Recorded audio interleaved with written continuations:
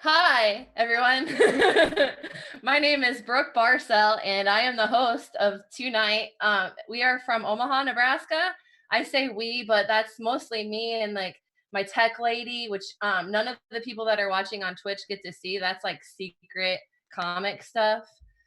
Okay, we're doing an open mic tonight. There's going to be 40 comedians, which is a lot. We're all going to get 4 minutes. We're going to get a light at 3. Derek, I want you to give me a light at 3. That'll help us keep this thing going. If you stick around for the end, there might be some fun if you keep staying around and stuff like that. Cool. I'll just try out a couple of my new jokes. COVID-19. Oh, I really thought that he was 30. Sorry. Okay, I'll try it a different way. COVID-19, she told me she was 12. Okay. It's cucumber season. I know for a fact. I went to the store and like they're so ripe and big and hard and like there's a time like throughout the winter when there's like a lot more squishy cucumbers than I would prefer. I ran through the whole juicing bit earlier. A lot of you missed it. I did an earlier mic, but like I juice cucumbers and I use a nut bag and I squeeze it and then I drink the juice. It's really fun to watch, but then people get turned on. I don't know why. I know why. That's for Sebastian and Carly, wherever they are. I had a couple other new ones. I'm clearly not prepared for my set. I'm prepared for everybody else's set. I am ready to laugh. I might tell a quick story just in case you missed it. I went for a little walk today, and a couple of houses down from me, there's a house. It's number 569, 569, like 5, 6, and then 9. So I was on the walk and I saw the guy and he was walking and he opened the door and he went to go in the house and I was like, hey, and I was yelling from far away. I was like, you're in the 516. But then he shut his door. I didn't get to meet him, but I saw him, you guys. I saw the guy that lives in the 569 house. And like, I mean, now I know like it's a guy. I don't know like if he's single or whatever. I'm off on a bunny loop. What do they call those? A bunny hole? A bunny trail? Rabbit hole. Bunnies fuck a lot. That's all I know. And I'm not a bunny. I'm a person, so I clearly don't fuck enough. I almost cried today because I feel like sex would probably help me a lot. Like I think it would help with some of this excess stress that I've been dealing with. You know, I try to go on walks and then there's guys walking into the 69 house. You know, like other times I go for walks, they're running with their shirts off. It's really hard. But no, I try to get my mind off of it and I go home and I do yoga and the yoga teacher's like, arch your back, spread your legs, take a deep breath in. And then I'm all of a sudden like getting a stick shoved in my throat. It's a hard life to be pretty. Oh shit, guys. You guys are gonna have fun tonight. Woo! We're gonna have so much fun. I am so glad you guys are here. Like for real. I've been seeing some people roast people through Zoom, so I'm gonna try to do the opposite. Katie, you've made me laugh so many times in the last month. And when you talked about mental health, I was like, thank you for reminding me. Like, I need to be easy on myself. Thank you. And Ian, you're so silly and lighthearted and goofy, and your like drunken show is so funny to watch. And I like watching you do this comedy thing. And KJ, it's so nice meeting you and seeing your jokes and hearing you laugh. And when you cheer people on between sets, it's just like the best. And like Ira, I met you last week, and I feel like our hearts. I mean, I really hope our hearts are connected for like ever and ever and ever and ever. Amen. Scott, I think that you didn't come last week, and you were gonna. So hopefully you come so hard this time. I'm looking forward to it. Gary, I promise, like you're welcome in my DMs. It's cool. I know I act like you're not, but you are. It's cool. Derek, I'm so glad that you're here tonight. I messed up on everybody's time last week. Everybody's. Like I might have gotten the time right like twice. Yeah, I know. I want to do this reverse roast to like 7 more people, but Maybe between, maybe when I call you up. How's that sound? Put your hands together for your host, everybody. Wow. If we're all muted, it's going to be hard. But if you're eating and making a lot of noise, I'd rather you be muted. If you're being noisy. Thank you, Lauren. I ate my dinner earlier when I was on mute. We're going to be kind. We're going to have so much fun. We are recording this and it does get streamed onto YouTube. So if you don't want that, you need to let us know. Otherwise it goes up there. Cool. I'm cool with that. Questions? Ask Derek. I was actually going to ask you about that too, like where we can view it. Yep. So right now you could go to twitch.tv/backline comedy. And then if you are there, you can watch. And when you are posting there, if you're posting your Instagram handle, then the people that are watching, it'll show up on the YouTube and on the Facebook on that screen. If you're watching it on Facebook, you have to be on the Backlines, their actual Facebook page, not the Backline Open Mic Facebook page. There's just 17,000 ways to do this. You can also share it and live stream it. Gotcha. Cool. All right. So our first comic, he's from Chicago. I haven't seen him in a couple weeks, so maybe he's got some new jokes. We're going to see. Put your hands together. Welcome to your house, Ed Soto. Hey.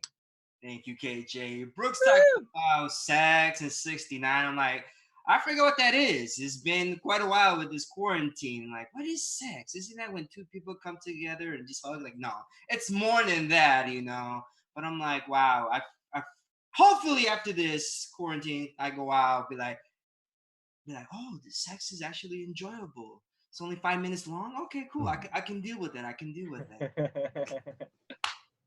So I forgot because of quarantine how the days are just running together. I forgot my birthday's this Saturday. I'll be turning 40. I'm like, oh shit, I'm 40.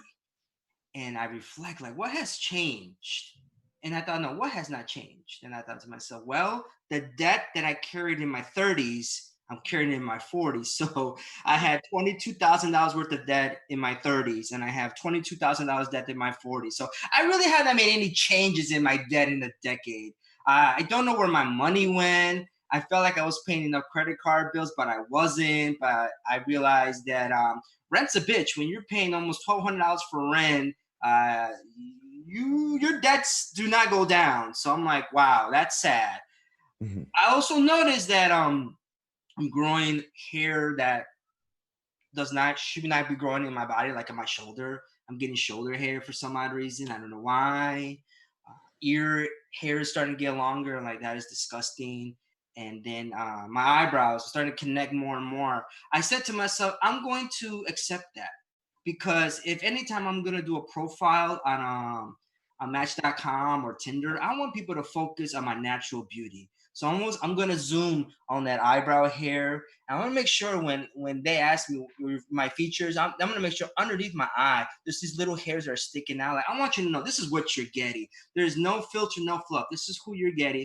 I'm not 6'5". I am 5'6". Okay, I'm not that tall.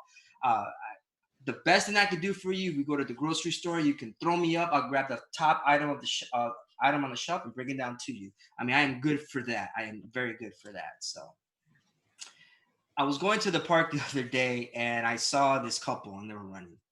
All right, cool, whatever. And I'm just walking. I shit you not, they're running, and all of a sudden you see them going this way, all the way around, like a big turnaround. I'm like, I get it. There's the fear of the COVID right now, but it's not like I have it in my hands. I feel like if I had it in my hands, I can just shoot it out like they're gonna get it or something. Like, relax. I have a mask. I have hand sanitizer. I even brought a wipe just to show them, look, see, I'm cleaning myself with the wipe, all right? It's relax. It was so funny too, because afterwards I turned around, I heard a poof. They got hit by a park car afterwards. I thought that was funny. They were not focusing. I got the thank you. They were not focusing on what they were doing, so I saw haha funny. I walked away. I'm gonna wrap this up. Dogs are getting more pissed now every day. I'm noticing their faces. They're very jovial and lively, and dogs are getting tired because people stay home, they're working. I saw this one dog at 10 a.m., then at 12, at 3, at 5, and then at 7. By the time I saw that dog at 7 o'clock, that dog was on the grass, just going like this and just going like, I'm like, Carol, you bitch, I hate you. Stop with these walks. 5 walks, stop it. You go take a walk. Let me sit down. Let me just give me some water and feed me. I swear to God, I can see that Zoom meeting and her dog be coming up and like just, I don't know, taking a dump on her laptop. I don't know. I'm just saying, like, the dog is pretty pissed off. So that's my time. Thank you so much, everybody. Thank you. Yay! Ed coming in hot, hitting parked cars. I did that once or twice, not gonna lie. I'm also very glad that you're accepting your body changes. I am also doing the same. That's me pushing my face up. That's dumb. Okay. On deck is Katie, and then after Katie is Michael. Right now, our next comedian, I want to say he was here last week, but let's see. Put your hands together. Welcome to your house, Aaron Duspiva. Hi, everyone. Hey. Hi. Hi. I'm Aaron. Aaron, yeah. Yeah, that's how you remember me. Aaron. Are you enjoying your overextended staycation? My Yelp review for this place is going to get 1 star. There's only leftovers for food, and everything is self-service, including the sex. I won't book my own Airbnb ever again. I'm on day 4,690 of my stay-at-home work order, or as I call it, sweet, sweet silence. My coworker is loud, obnoxious, and tone deaf. And those are his good traits. Now, if my ears would quit ringing, how can I prove a coworker gave me tinnitus, earworms, and PTSD all at the same time? By day, I'm a pipe designer for a construction company. And now I work in my basement at the bar. I don't drink at work, but maybe if I switch from coffee to whiskey, I can use that for the excuse for all the mistakes I made. You could say I was drawing under the influence, or I'm a sketchy construction artist. I'm just living the pipe dream, y'all. Do you ever question reality? Last night, I dreamt I went to work naked. And right now, that wouldn't be bad at all. I would only offend the wife, and I wouldn't be rolled up by HR again. Unfortunately, the wife has been locked down with me for some time now. And she says I'm too quiet walking around the house in my birthday suit. She has insisted that I wear corduroy pants around the house now. Unfortunately, it's given me a friction burn in my groin.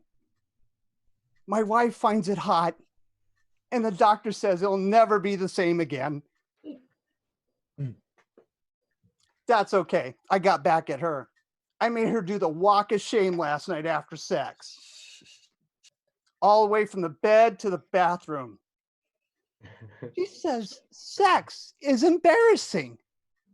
Well, especially when I invite her friends and family on Facebook Live to watch. My kids are getting antsy too, because they want to have visitors. And I said, sure, why not? So I found a Jehovah's Witness, a mail lady, and a Grubhub delivery driver with time on their hands.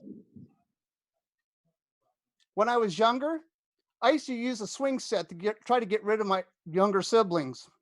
May they rest in peace. And that's why I'm not allowed 100 foot near a playground anymore. I kid. They're alive and well in a vegetative state. You know, Idaho.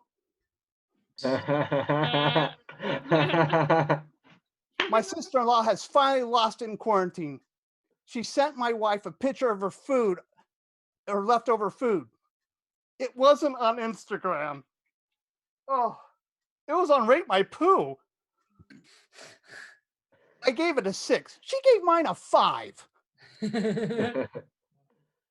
My vacation this year was supposed to be on a cruise ship. It was going to be my first one. Unfortunately, the U.S. Princess Petri dish went viral, and now everyone says it's the sickest ship on the 7 seas. TripAdvisor says it's dead on arrival. That's it, guys. Thank you for the time tonight. Woo! Give me an A. All Give right. me another A. Woo! Give me a run. A run. Hey. Everybody loves poop jokes. I don't care what they say. My mom says, she's like, all your poop jokes, they stink. Haters. So Ashley McCormick, I did say that he was gonna be late, but I guess he's not gonna be late. So he's gonna squeeze in between Katie and Michael. It'll be like because they're like a couple, and then Ashley's in the middle of the couple, you know, like okay, anywho, our next comedian, they're very funny. I think I saw her earlier today. Yeah, I did. I love this. Zoom life. Put your hands together. Welcome to your house, Katie Zane. Hey. Thank you so much, Brooke. So you know what is probably the thing I miss the most about pre-quarantine life? Before this, I got to fly places on planes and not think that I was gonna get sick. It was dope. I really missed my family. I haven't been able to go home in almost a year because of this. But you know what's the best part of flying for me? I'm disabled, okay? So this means I get to pre-board airplanes. And what this really means is that I get to smugly walk by rich white men before they get to their first class seats. And it is the most delicious thing in the entire world. It is the best feeling. Like just like angry, pushy white men in airports that have been drinking and blah. And I'm just like, see you later. I'm gonna be on the plane for a good 20 minutes before you are, buddy. Fuck you and your money. Also, like as a disabled person, like I'm on like the bottom of the boot of society. And like that guy is wearing the boot. So super fuck him.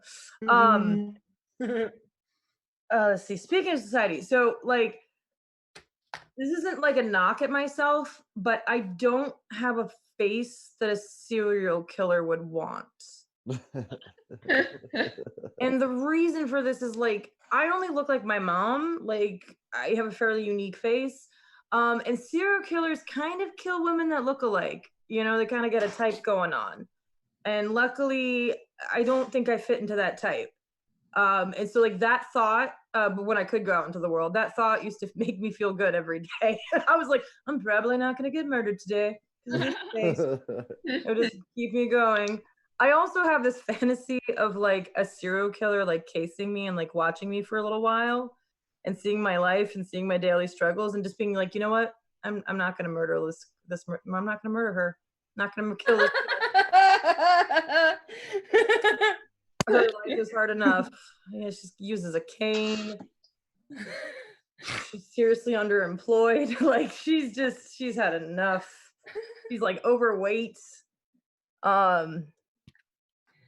Let's see. So, all right. So when I was growing up, I got picked on pretty bad in school. To the point where I actually have a whole nother joke about how my best friend made me feel like a side chick. Like that's how much of a loser I was.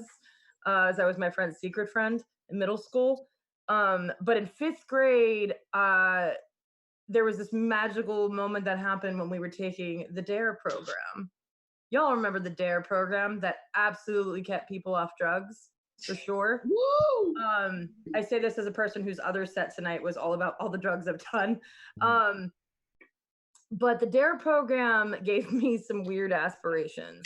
What I started to do is, if you guys recall, the DARE program had like a little booklet and it had cartoon drawings of drug addicts and stuff. And so I would go through the little booklet and I would name and put people's names that were mean to me on all the drug addicts. Because like that's what I wished for them. Like all of I was like, you're gonna be a coke addict, Stacy, and you're gonna get pregnant when you're 14, Susan. Like it was just like this weird like way that I coped with being totally brutalized was like, everyone's gonna become an addict, fuck you. Like, okay, 10-year-old me. That's a weird way to get back at people. Also, I didn't realize how insane that was to just want people to be drug addicts. Like, that's insane. That's insane. And I think that's been my time, right, Brooke? Okay.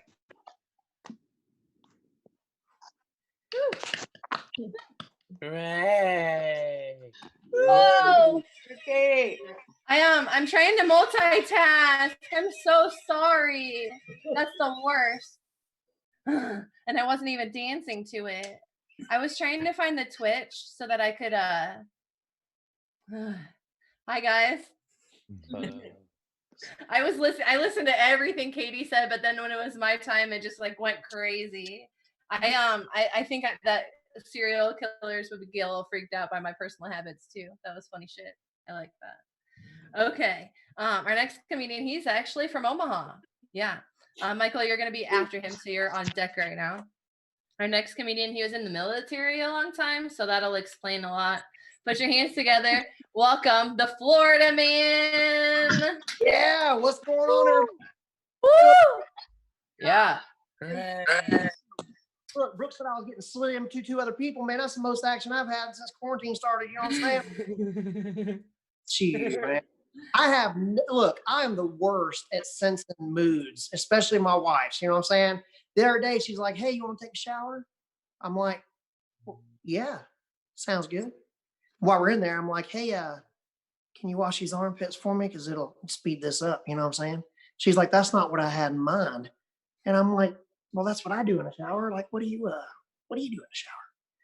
Needless to say, it didn't go over so well, right? I ended up with clean armpits and a cold shoulder. You know what I'm saying? But I bought a mood ring, and just so you know, biggest piece of crap ever. It did not work. It did not help me understand my wife's moods at all. Worst $3 I ever spent. But wouldn't it be cool if they had a mood forecast app out there where you could check out your significant other's moods an hour out, days out, a week out, month out? Wouldn't that be cool? You just grab your little handy, right? You're looking at it, you're like, let's see. Okay, so this afternoon you can expect crankiness with a high probability of headaches. However, tonight will be pleasant with a sharp rise in humidity due to a drop in anxiety. Then tomorrow, the atmosphere will be very unstable as you move through the day. Make sure you bundle up really well because there will be a freakish cold front around mid-morning. Later that afternoon, everybody can suddenly become surprisingly hot with steam and evening showers. However, expect zero stability throughout the weekend as there will be a 100% probability of psychotic episodes. Okay? Then look forward to sustainable patterns until sometime later in the month. Then you'll wake up in the 9 rings of hell. Your mornings will be riddled with blackouts and your nights will be riddled with senseless apologies. Finishing up the month will be a righteous amp up in junk food consumption. And that'll result in permanent damage to your southernmost regions, okay? Lots of hell damage there. You can upgrade your app now to get a 50-50 chance of accuracy based on observed patterns of unpredictability.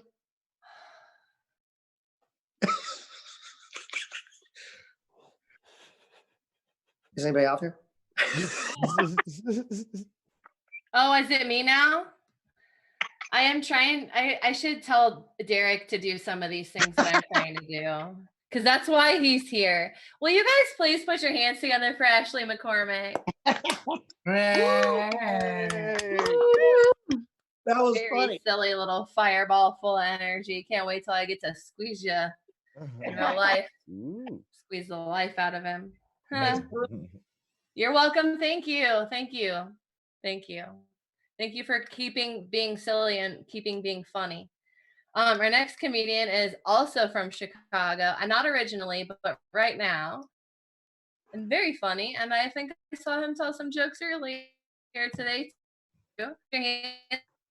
Welcome, Michael Cooper. Hey, how are y'all? Good job. Everybody doing good out there?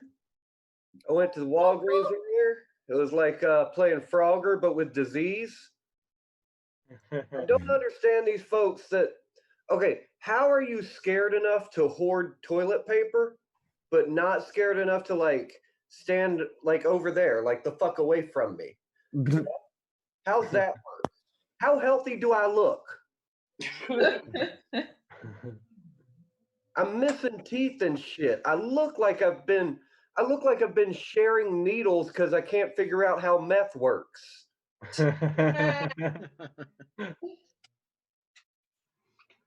Hey, do y'all think R. Kelly just did all that shit to get a cabinet position?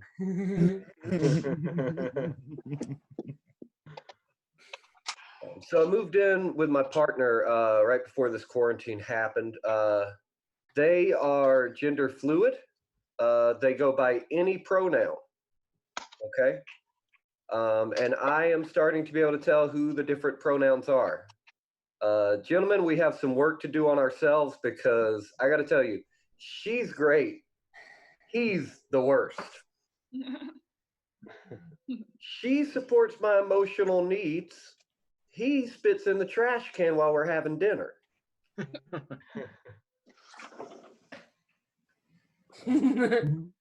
I did get the better end of the quarantine. Her thing is baking. My thing is being a white guy with an acoustic guitar. I had a guitar financed. Okay, I am 33 years old.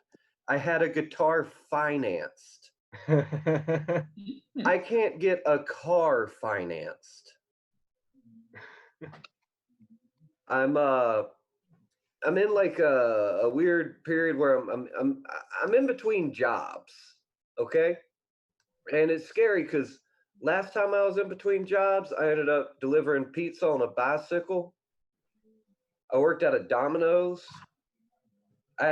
One time I had to ask a 17-year-old's permission to smoke a cigarette. And he said no. It was like, come on, bro. Come on, bro. What's the worst that's going to happen if I don't let you smoke right now? Come on, bro. So, well, son, there's a lot of security cameras here, so 20 to life?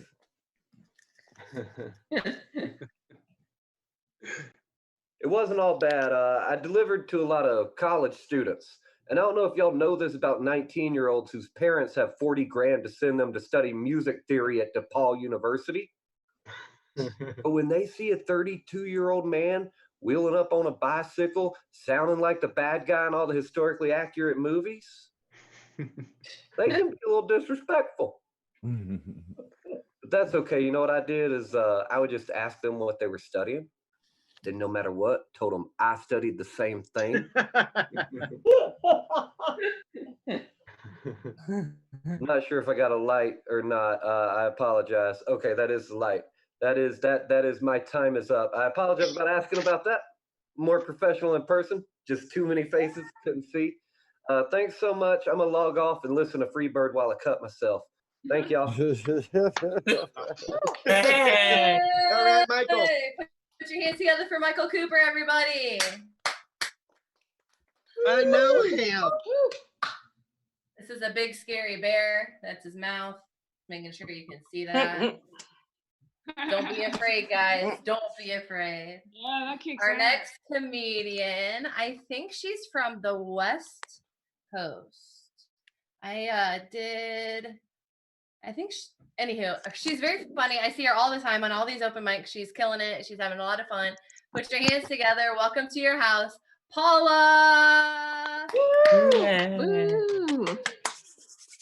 All right, let's go. It's so exciting. Thank you, Brooke, for the time. I really appreciate it. And yeah, I've been getting around, you know. I feel like I've been getting around, you know, but better than when I used to get around like that, because I have all my self-confidence still, because I made people laugh instead of being, you know, rode like a bus stop. So it's all good. I gotta tell you, I have a bad case of comic fever, and in the beginning when these virtual mics started happening, I was really grateful, you know, because I figured, hey, 5 minutes is better than no minutes. But like a good drug addict, the supply went up, and so did my demands. Like now I'm doing them double pack, like double booked, like, and managing kids. So I think I'm really killing it, you know.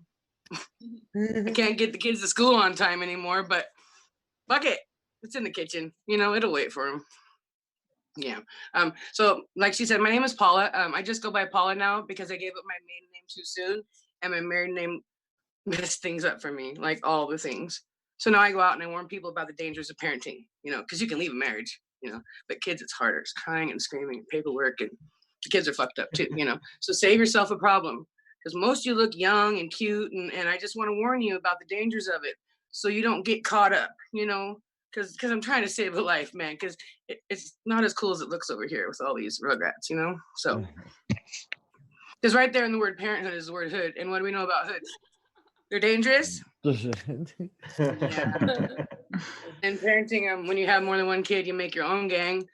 That's dumb. It should have been a warning. You know what I mean? Like, I only made the second kid because the first kid needed a playmate, because mommy didn't realize how long 24 hours a day truly is. You know, can't talk, can't shit, can't do nothing, but yeah, it's okay. Yeah, plus these gangs will never fly your colors either, you know. Every time you turn around, they're pulling shit. So I think people should be warned better. You know, but I built my penitentiary the right way. I married the kid's dad. So they weren't one dad. So they weren't bastards. So I thought that was pretty cool, you know. Because when you're young and dumb, not all the shit works out, you know. So you got to be grateful. You got to be careful, you know. Like, why don't they put pregnancy on the list of STDs? You know, not just have to take antibiotics. No, the lifer list over there, because that's where all the dumb fucks go. You know, it's all right. It's all right. I have 3 good chances of a good retirement. So really, if I play my trauma right, we'll be okay. You know. Sucks. See, I didn't spank my kids either because I thought I was going to be smart. No, there's side effects. There's a reason you get your ass thumped. And my mom says that the creator knew we were going to get spanked. We needed to get spanked. That's why he put the crack there, to absorb the blow. Hard to fight with that. Yeah, so y'all stay safe. I don't want to run the light because she's got a shit ton to get through. So thank you for the time. I appreciate you all, and break many legs. Thanks for the time. Thank you, Paula. Thank you for your silly and your goofy. I love it. I love it. Thank you. It.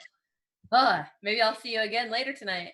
You probably will, dear. All right. Our next comedian has also been frequenting the mics, having a lot of fun, and he is from California, now living in Chicago. Put your hands together. Welcome to your house, Noah Saunders. Woo! Woo! Is there a Noah? I see you right there. Yep. Hey, how you guys doing? Good. God, I'll be having like minor technical difficulty. Okay, good. I can hear you guys now. All right, I think we're good.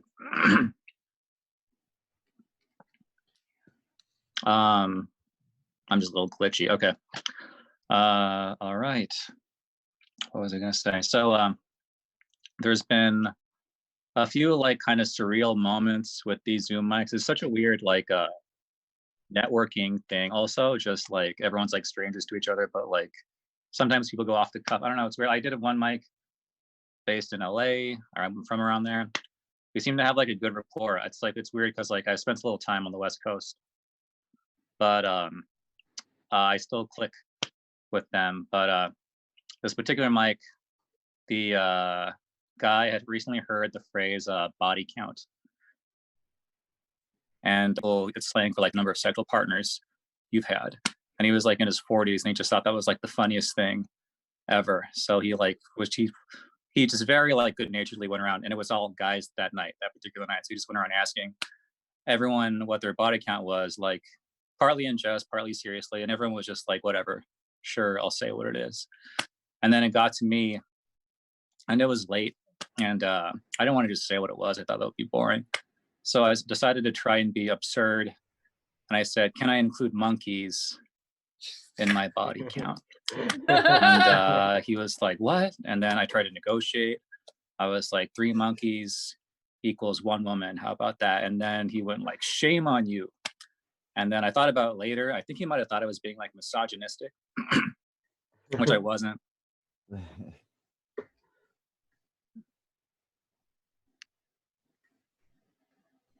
I think you muted yourself on accident. You're muted. You're muted right now, Noah. Your lips are moving. Your lips are moving. Your lips are moving, but you're muted, Noah. Well, he might get to come back and finish his 2 minutes. If not, put your hands together for Noah. Yay! That's the neat, weird part about doing mics online is there might be technical difficulties. Sometimes there's technical difficulties in real life too.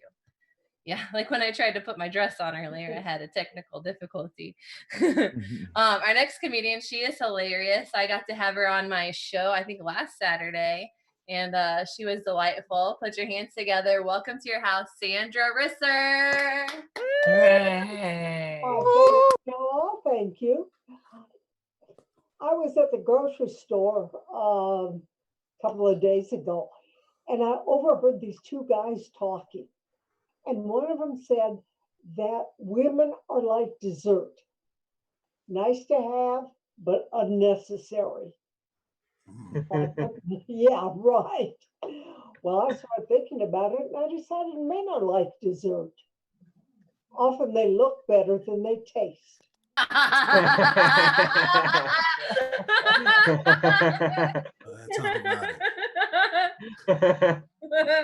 You know, sometimes I go into a room and I can't remember why I went there. I'll open the freezer and wonder who put my car keys in it. Try to unlock my car door, only to find out that it's not my car. You know, getting older is a lot like being stoned, except you don't have the munchies.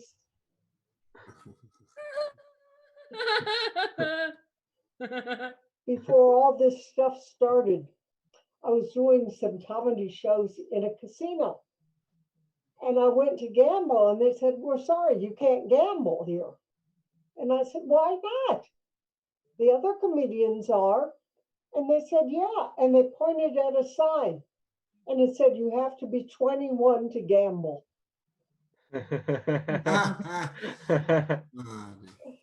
Now, well, I just upset. I don't think of myself as old. I'm like a rare antique. I'm well made. I'm very expensive. And we have both had an interesting past. Now, one of the things I did when I was younger is I taught 5th, 6th, and 7th grade math and science. I'm not going to say it was in a bad neighborhood or anything, but, well, to put it in perspective, a few years after I quit teaching, I went into a bar in the neighborhood to use the phone. Back then, we didn't have cell phones or anything. And it was a real dive bar. There was the bar part, then there was a stripper on the stage. The number I was trying to call was busy. So I sat down and ordered a drink. And when the stripper finished, she came running up to me and going, "Miss Margolin," which was my name then. And it was one of my ex-students. She was 18 years old, had a child, and was a stripper in a dive bar. We sat down in the booth and some of my other ex-students joined us. And they were telling me about the ones that weren't there. I had one student that had been murdered, another student that was in jail, and another student who had been killed in a robbery that he was committing. So as I said, it was not the best school. And I had to teach them about drugs. I had just started smoking weed myself. I didn't want to tell them that weed was a gateway drug. Have any of you seen the old movie, Reefer Madness? Yeah. I used to teach drugs about it. I'm not going to tell this whole story, but I'll tell you, this movie, it showed a guy had one weed, and the next thing you knew, he was shooting heroin. And it was like this. And that's all. My time is up. Yeah. Hooray. All right, put your hands together for Sandra. Sandra Risser. You can follow her on Facebook. She does shows all the time. So cute. She's so cute. So dirty. I love it. Okay, our next comedian, she is from Chicago. She is so fun. And yeah, I'll let you you enjoy her. Put your hands together. Welcome to your house, Miriam Sobe. Hey, everybody. Good evening, depending on what time zone you're in. So Victoria's Secret apparently is now making face masks. I got an email. I got an email from the lingerie light version of their company, Pink, that said they are now selling face masks for about $9.50 each. Now, let me just tell you a secret. You know how you can make a face mask for free? Just go like this. Okay. Take your scarf, wrap it around your face. Oh, wait, maybe you don't have a scarf. But anything. You just take and put it up on your face. But it's just kind of funny to me because I started thinking about how, wow, this company is now getting on board with putting their logo on face masks, their face veils, or whatever you want to call them. And it's appropriation, okay? They're taking what Muslims have been doing all this time and what we've known all along, that if you wonder why Muslims have so many kids, it's because a little mystery never hurt anyone, okay?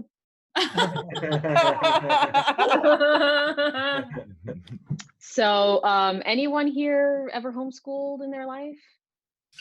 Anyone? Nobody? Okay. Well, I was for a few years, and it is true what they say about homeschoolers. They're a bunch of weirdos. When I was growing up, the only other families that were homeschooling at the time, because it wasn't a cool thing. Like now everyone's like unschooling and let me try this, that. Everyone's online learning now. But back when I was growing up, it was like weird. And the only other people that did it were evangelical Christians. And so those were the people that we got to hang out with. We used to do something called Tuesdays at the roller rink. And that's when we would meet with all the other homeschoolers and we'd skate around the rink with all the other holy rollers, jamming to Christian rock. And one day, this girl came up to me and she was like, oh, Miriam, my mom wanted to ask you something. Can you come over here? So I skated on over to her mom, who was sitting at a snack bar breastfeeding like 5 kids. And her mom was like, oh, Miriam, can you tell us how to say Jesus died for you in Arabic? And I'm thinking, wow, you just assumed I speak Arabic. I do know a little bit. So I cobbled together what little Arabic I knew. And I was like, Isa, Matla, Inta. And I felt so proud of myself. And she said, oh, goody, we're going to teach that to the little Afghan boy in the hospital. Just a disclaimer, in case you guys don't know, people from Afghanistan don't speak Arabic, okay? Just assumed that somehow they did. I wonder what happened to that kid. I wonder. Did he ever get the message? Oh, man. But it brings me to this PSA called How to Tell If You Are Racist. I was shopping with my kids in Target one day, and this older white woman was following us in the aisles, and she kept smiling at us and looking. And as you can tell from my previous story, I'm used to these white women coming up to me to talk to me about Jesus or something. So I'm like, okay, I'm ready. And then she comes up and she's like, excuse me, ma'am, I just wanted to commend you on your English. Where did you learn to speak like that? And I just turned to her and said, well, thank you, ma'am, for noticing. I've been working on my accent to sound like the big city folks. Yeah. But another time I was just hanging out at the mall, and this lady came up to me and she was like, oh, where did you get your scarf like that? Is it from the souk? Does that mean store? Marrakesh? My friend brought me one. I was like, no, this is from Target. It's probably from China. Sorry to dash your dreams and fantasies, but yeah. But I had a friend who would always ask me how my husband Mohammed was doing. And I'm like, you've known me for over a decade. His name is Abdullah. Like, hello, not almost since your name's Mohammed. Unless you're in Egypt or somewhere. But anyway, what else do I wanna, I had something I wanted to work on do today. We are in an era of like being woke. I don't know where I am with time, Brooke. Did you flash me? It's Derek's keeping track. Oh, I can't see him. Derek, did you flash her? Right now he's flashing you. Oh, okay, then I'll just wrap up. Thank you guys so much. Thank you, Miriam. Miriam. If you stick around, you might have a chance to try that one last joke out. We'll see. Yeah, I know. So Noah, he had his technical difficulties. He's gonna try to finish, he's gonna try to finish his last 2 minutes. Okay. So we're gonna try it and see what happens. Put your hands together. Welcome back, Noah Saunders. Hey. My bestiality bit was cut short. How tragic. for all of you, I'm gonna do a different one. So I'm half white, half Filipino. I have long been suspicious that my mom was a kind of imported bride, 90-day fiance situation. My parents fit the profile so well. My dad, it was his third marriage. He had money at the time, very socially awkward guy. And my mom was like the youngest of 10 from a really dirt poor part of the Philippines, very rural, giant age gap between them. And yeah, it's just my father, like, barely left California his whole life. He never had any friends that were like people of color. And then somehow he was randomly good friends with this like Filipino couple on Leyte. And then I don't know. And then like they never mentioned these people ever, only when I asked. Like there was no Christmas card, there's not a picture of them together. And I don't know, whenever I ask my mom about it, she basically turns into Kellyanne Conway. If you remember her, like she'll say a bunch of stuff and it like seems to make sense in the moment if you're not like listening too closely, but then when she's done, you just like forget everything she said. And like this joke has been made before, but like even if there is some like veracity to it, like middle-aged men don't go to like Southeast Asia for the noodles. Like they just they just don't. And like what if I'm the product of like an Asian fetish thing? Isn't that would explain so much. Like he probably went on one of those fucking cruises. I would not be shocked. I don't know, man. It's kind of gross. Whatever. I'm here now. All right, that's it. That's my time. That's all I got. Woo! Get myself. Hello, guys. I was in the middle of a costume change. I was gonna go like this. I give everybody enough time to read. It says the storm will pass, guys. Every freaking storm will pass. It's cool. Good job, Noah. Yay! Last round of applause he's gonna get. That's a couple already. Our next comedian I've seen in other rooms, but not in this one. So welcome to the Backline. Put your hands together. Welcome. And just so you know, Kristen, you're on deck. Okay. Our comedian right now, Marshall Winder. Winder or Winder? Hey, everybody. Hi. My name is Marshall. I'm from Portland, Oregon. Let's see. Lately, I've been really into like arts and crafts and kind of DIY stuff. And I've been sleeping a lot more. So I made myself a homemade dream catcher, which is basically just a plastic bag I tie over my head before I go to sleep so the dreams can't get out. So you got to cinch it tight around the neck so that they don't drip out the bottom. So I always wear a bib just in case. Anyway, it's been nice out here lately, and it's that time of year where I like to get all sticky with frosting and cover myself with pigeon feathers and go to the park and try to get a game of bird playground tickle party going. But it's been hard. No one's really out. All the schools are closed. So I've just been kind of hanging out at home, sitting around covered with pigeon feathers. Riding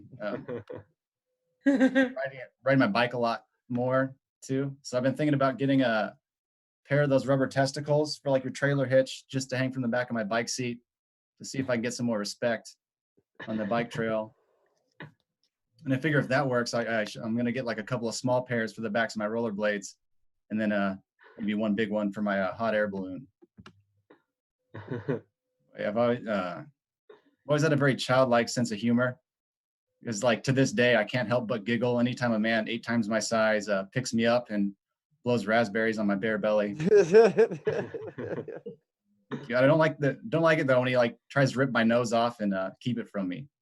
That one sucks. All right, anyway.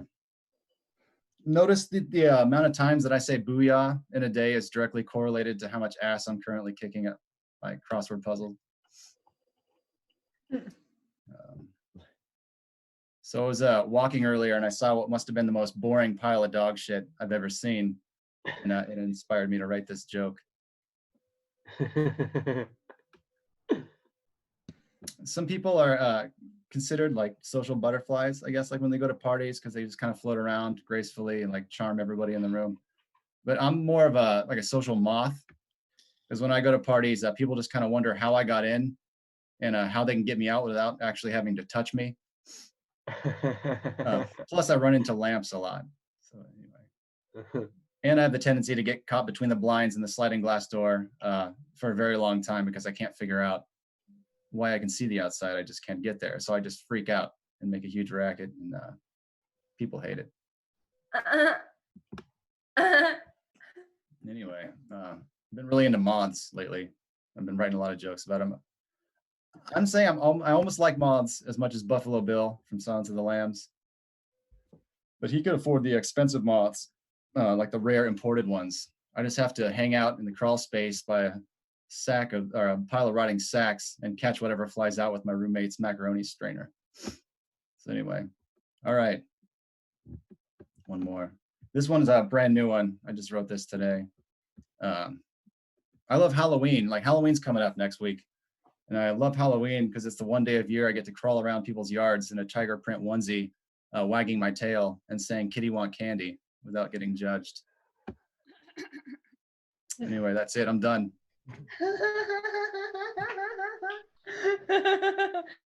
Okay. Put your hands together for Marshall, everybody. You had me at arts and crafts, and that was like your second sentence. So like there was no wrong you could have done after that. I love arts and crafts. In case you can't read, it says love is still the most powerful force on the planet. And I love you guys. Love you. Except if I don't know you, and don't expect me to like love you in real life until we've had like an appropriate amount of time to like get to know each other in person. Cool. All right, we're gonna keep it moving. Our next comedian is fucking hilarious. I've seen her. I actually saw her in real life. She came to Omaha and did a show, and she didn't get enough time. They needed to give her more. And I hope that that's just what keeps happening in her life. They just keep giving her more and more and more time until she has it all. Put your hands together. Welcome to your house, Kristen Lundberg. Time is mine. Okay. Yes. I'm just a meager artist. Okay, I'm an artist. So good transitions into my set all around. Comic before host, man, nice. I'm an artist. I never took art classes though because I thought that shit was for posers. I didn't want that validation. I wasn't seeking that validation of having my painting next to all the other paintings, so the other people could come and be like, "Oh, it's so good," because that makes my friends feel bad. So I don't want to make them feel bad. Instead, I would draw fairies at my house, right? I would draw my little gothic fairies and my mythic creatures, and I would hang them up in places that were hidden throughout my school, like a little surprise, places people wouldn't typically look, like the activities bulletin board or the women's soccer trophy case. I had a friend who was more gothic than I was, and growing up as a child, and she was very good at art, and I was jealous of her art. I was really jealous of it. She always drew women skinnier than I did. She always drew them skinny. I drew them a little thicker, because I thought it was sexier. But then I saw her skinny bitches, and I was like, oh no, what am I gonna do? So I started drawing mine skinnier, right? And then she started drawing hers skinnier. And then I drew mine skinnier, and then she drew a line, and then I drew a line. And then we're both just staring at a blank sheet of paper like, let's go get snacks. I'm enjoying my snacks in quarantine. I got a water here. I got a smoothie here. I got 2 straws. Okay. I need 2 straws. Yeah, I thought that thicker women are sexier. I still think thicker women are sexier. Here's how I draw my ladies. Okay, you know what I'm saying? That's dick. She's a waitress, but she got weird arms. She's got a weird arm. Look at that little tiny ass thing. Weird arm though. I just like drawing thick women. That's it. It's something I like to do when I'm not whittling down my tailbone to stab things I sit on. Well, I was a goth kid, and my friend's mom trained us to be goth. She trained our circle of friends. Her name was Elizabeth. Rule number 1 about being goth: never call her Liz. Okay, it's not dark enough. All right. Okay, she taught us how to shop at the 50% off Halloween sales for our year-round gothly needs. Okay, Elizabeth took care of us. She really did. So I'm gonna end with this. This is a gay ukulele. Now it's a violin. Okay. So this is the Elizabeth Call song. This is her chant she uses to get all the goth kids to come to her house with all their cats and stuff. Come, my gothic little children, put your black clothes on. Make a safety pin into an earring. Make yourself look dumb. All right, that's it for me, you guys. Thank you. Keep it going for Kristen, everybody. You all got what I mean. You see it. You see it. It's those curls. There's just something crazy about them. I don't know what it is. But I like it. I like it. I don't know if there's a Larry. So since we haven't seen Larry, we're just going to move on. And is there a Liz? Cool, cool. Liz is a Spitfire. You guys are going to like her. I think this is her first TV. I'm Paper Nest. That's okay. I'll go later. Yeah, that explains it. When I see Larry and then I see a Paper Nest, yeah, I don't think that they're the same, but that's cool. We'll get to hear you now. All right. Everybody put your hands together. Welcome to your house, Larry Young. Everybody. Hey, everybody shut up over there. All right, how you doing? Okay. Unmute myself. There we go. Hi. Yeah, it's great to be here. Thank you for inviting me. Getting used to this Zoom thing, but I just recently I had a friend, well, not a friend, he was somebody that I kind of knew. I met him at the plasma place, where you donate plasma. You meet great people there. And he recently got arrested for cooking meth, and lots of it apparently. So he's in jail, and his wife called me and said, Larry, I need you to take his case. I said, Loretta, there's two problems. One, I haven't filed discovery, so I have no idea what the case is. And two, I'm not a lawyer. So, and I don't know why. She just said, but you're smart. You can take his case. You'll be able to get him out. I said, Loretta, I'd like to do that, but I'm not recognized by the Florida bar. And fuck it, man. He actually sold lots of meth. Maybe he should just stay there. So I don't want to. So I'm actually, I've refused to take the case. I've decided that I am not going to represent Billy, or actually his name is Harry. I thought his name was Billy. It's actually Harry. It's how little I know. But apparently, if you're not going to pull me in to be part of your meth project, then damn it, I'm not going to represent you when you get arrested. So, but quarantine's been fun. And got the family here. Actually, I was cooking and running back and forth. And so I saw you asked, like, who's Paper Nest? And I was like, shit, I'm Larry. I'm running back and forth. I'm trying to cook them dinner. My wife's asking for stuff. It's like, can you guys just make it one night? Jesus, it's like an end of world scenario. And if I'm not here, they're all dead. They just can't do it. It's terrible. So thank you. I got 6 kids. There's a lot going on. But my concern is, if we don't survive quarantine, if my wife gets sick, I have to make sure that I'm dateable, because right now, paper, I'm just like a overweight, middle-aged guy with 4 kids living in South Florida. So, yeah, well, 4 kids in the house. Thanks, honey. Stop butting in. And on paper, I'm not looking so good, Like I couldn't pull a wife out of Wuhan right now. Like if I went on AsianDate.com and I put up my profile, I could just see some little Chinese lady there would be like, no, that's not going to happen. She just started her new job at the wet market, and she'd rather risk that than moving and taking me out. So I've been working out, and everybody is like, yeah, working out, you were a Navy pilot. You'll get it back, muscle memory. But, apparently my muscles don't remember that much, because if I try to do anything, my body just breaks down quickly. Everything in my body just spasms. And it's like my brain is trying to send out messages to all my muscles. Hey, it's just exercise, and all my muscles are spasming, going, "What the hell? We haven't done this for like 20 years."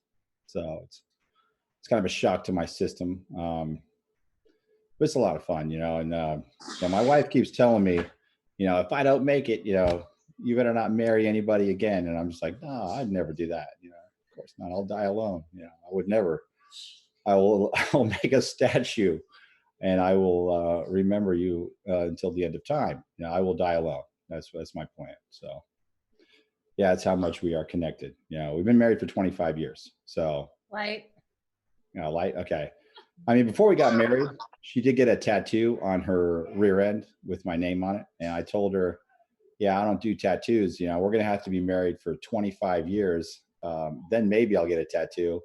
Well, I finally got her name tattooed on my arm. It took 25 years to get it, but I broke down. So I did show them. It's not button in. It's like my little manager's behind here going, tell him this, tell him this, tell him this. Hey, fuck off. I'm in the middle of an act. So, anyway, that's my time. Thank you so much for having me. And it's great to meet some of you. And I've seen some of your faces. So it's awesome for this little online community. All right. All right, you guys, put your hands together for Larry Young and his 6 kids. Woo!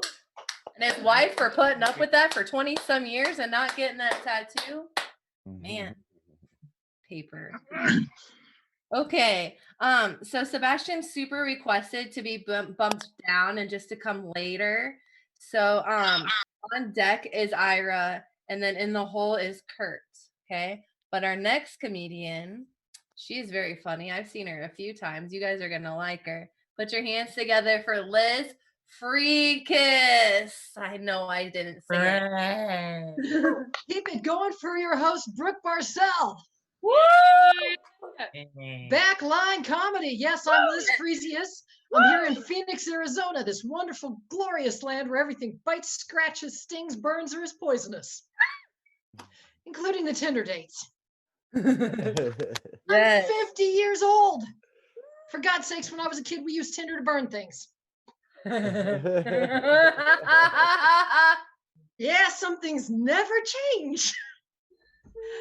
They did an interview recently with a bunch of young ladies and said, hey, would you really date a 30-year-old man who lives with his mom? Response came back, no, but we date a 30-year-old man who lives with his wife. I do blame my generation for the social ills of this younger generation. We prided ourselves on raising children. And if you've got a 30-year-old in your basement, you've succeeded. Can we please bring back the Oprah Winfrey test? For God's sakes, if your life is making a good story on Oprah Winfrey, get a fucking life coach already. I do think a chunk of our problems actually is the difference in communication styles between the younger generation and, let's face it, my older generation. My generation still thinks that BBC stands for a news network. And our younger generation thinks of Volvo as a European car. Yeah, okay, I'm 50 years old, the body knows it. But the brain just registered itself as a pre-owned 18. These aren't hot flashes, these are power surges. I got power surges so bad, environmentalists are chasing after me for carbon credits. Let's face it, global warming is not caused by humans. It's just another nature going through menopause. I spent 30 years of my life in the military. It really was Salvador Dali. I've been to war. I'm one of the biggest feminists you're going to meet. And I don't understand the women's movement.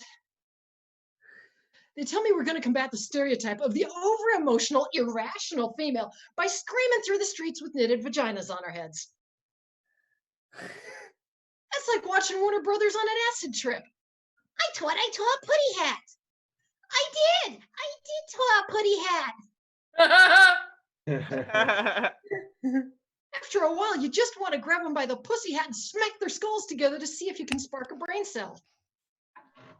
I was at the march out in Baltimore, Maryland. Oh God, made a horrible mistake, suggested universal draft registration as a way of demonstrating equal rights. Got myself front row seats to Pussy Riot. It's hard being an alpha female. A lot of people are intimidated, and you can tell by the type of questions they asked. I walked into a staff meeting the other day. Guy looks at me. Yo, Liz, what kind of man would marry you? One with real balls? Yeah. One that's got a reinforced backbone of steel? And one who's not a 30-year-old living in his fucking mama's basement. Yeah. So let's hear it for real men out there.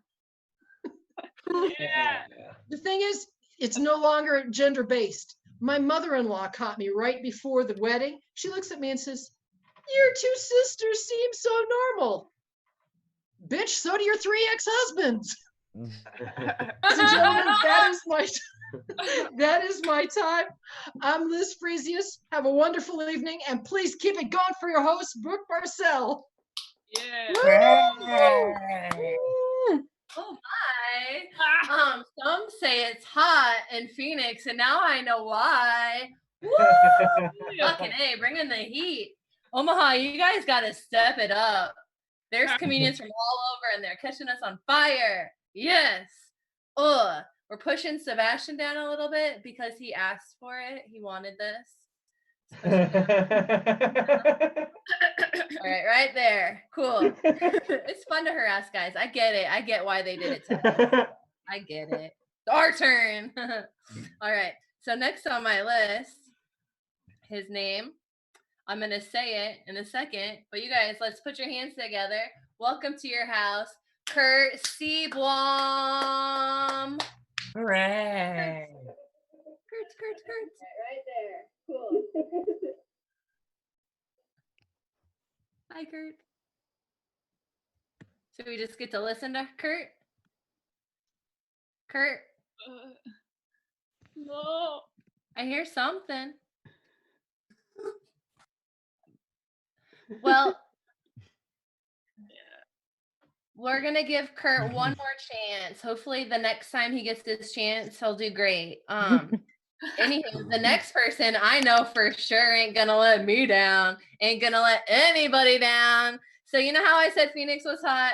I didn't quite tell you. Phoenix is hot, you guys. Phoenix is so hot. Like, this next comedian, I'm gonna put her on the show on Saturday with Kristen that you saw earlier. So yeah, it's gonna be fun. Put your hands together. She's so funny for Dana Weston. Oh yeah. Okay, what up? All right, I have a list of jokes. I'm gonna go through everything on it, even if I hate it. I'm gonna do it. Okay, number 1. I am once, twice, 3 times a lady I was before I started eating Taco Bell. I hate the term full-figured panties. I prefer the term big Bertha butt baskets. My favorite thing to do on a Sunday is eat shit, fuck shit, kill shit, and die.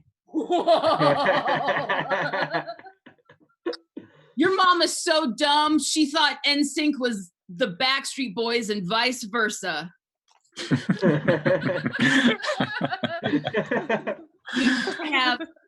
I always forget this one. I have 3 best friends. My dog, my cat, and my boyfriend's dick named Larry. Yeah. I enjoy eating pancakes, but only when I'm sitting next to a dead person.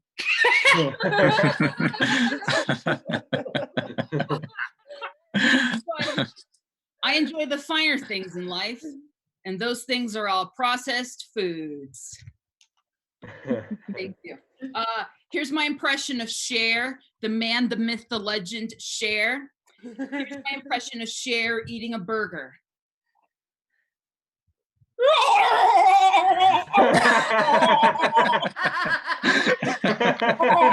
Thank you. I'm gonna get a tattoo of the word guilt and shame on my wrists, just in case I need a constant reminder of how to feel. I got a call from an astronaut today. He told me he can see my massive hair and executive dysfunction from outer space. My okay, two more. Shit, what are they? Okay, my pronoun. Okay, wait, hold on. Let me read it first, and then I'll do it. Okay, my pronouns are 3 ninjas, 3 ninjas kick back, and 3 ninjas knuckle up. And if you want to know what I'm like without my psych meds, just think about a time you got road rage while you were alone in your bedroom, and then you'll understand. Thank you very much. My name is Dana. Give it up for Brooke. Woo! Yes. For myself. Yes. Follow her. Woo! Hold on. I'm crying. I'm like, you're giving me life. Oh, okay, good. That's a good cry. Thank you. Thank you. I got to hang out with you yesterday and the day before, and who knows, maybe even I bet you I'm gonna hang out with you tomorrow. Oh shit. Yeah. Okay. So I might have skipped somebody in some of the excitement, which is fine. You know, it's fine. You know, I'm allowed like 1 or 2 mistakes. I actually already did. I made them shit. No big deal. No big deal. I don't know. One more round of applause for Dana. For real. That's some funny shit. Like those Phoenix fire cats in a row. Wow. All right. Our next comedian, I skipped her last week. I just skipped her this week. I don't understand because she's amazing. Like so amazing. And soul sister kind of thing, like friend for life. So I don't know why I'm starting off so bad. Maybe it's for her to prove her loyalty. So fucked up. Anywho, our next comedian, she's very funny, she's very patient and kind, and she's nice even when I skip her. Put your hands together for Ira Claiborne. Woo! Thank you guys. Give it up for Brooke. You're allowed to make the same mistake twice, I guess. On me. Are you discriminating against me for some reason? Is it the way I look? Is it the way I talk?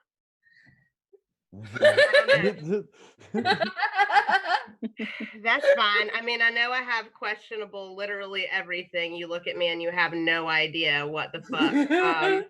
You know, my gender ambiguity, my ethnic ambiguity, my you know, location ambiguity, but I'm in Georgia. I'm not straight, so surprise. That's probably why you're testing me. You want to know how gay are you? I'll tell you how gay. I have been shitting on Twitch for months because all of my straight dude friends here absolutely love it, and they're like, "You got to get on there, bro. It's gonna be great. It's gonna be great for us." And I'm like, "No, fuck that." Like the moment that I started following you and like everything on there, I was like, "I got to get on Twitch. I got to get on Twitch." And now I stalk you, so. That's cool, and you just skip me all the time. This is going really well so far. So I asked my mom when I was young, "Mom, what would you do if I were gay?" And her response was, "Do you want to eat pussy for the rest of your life?"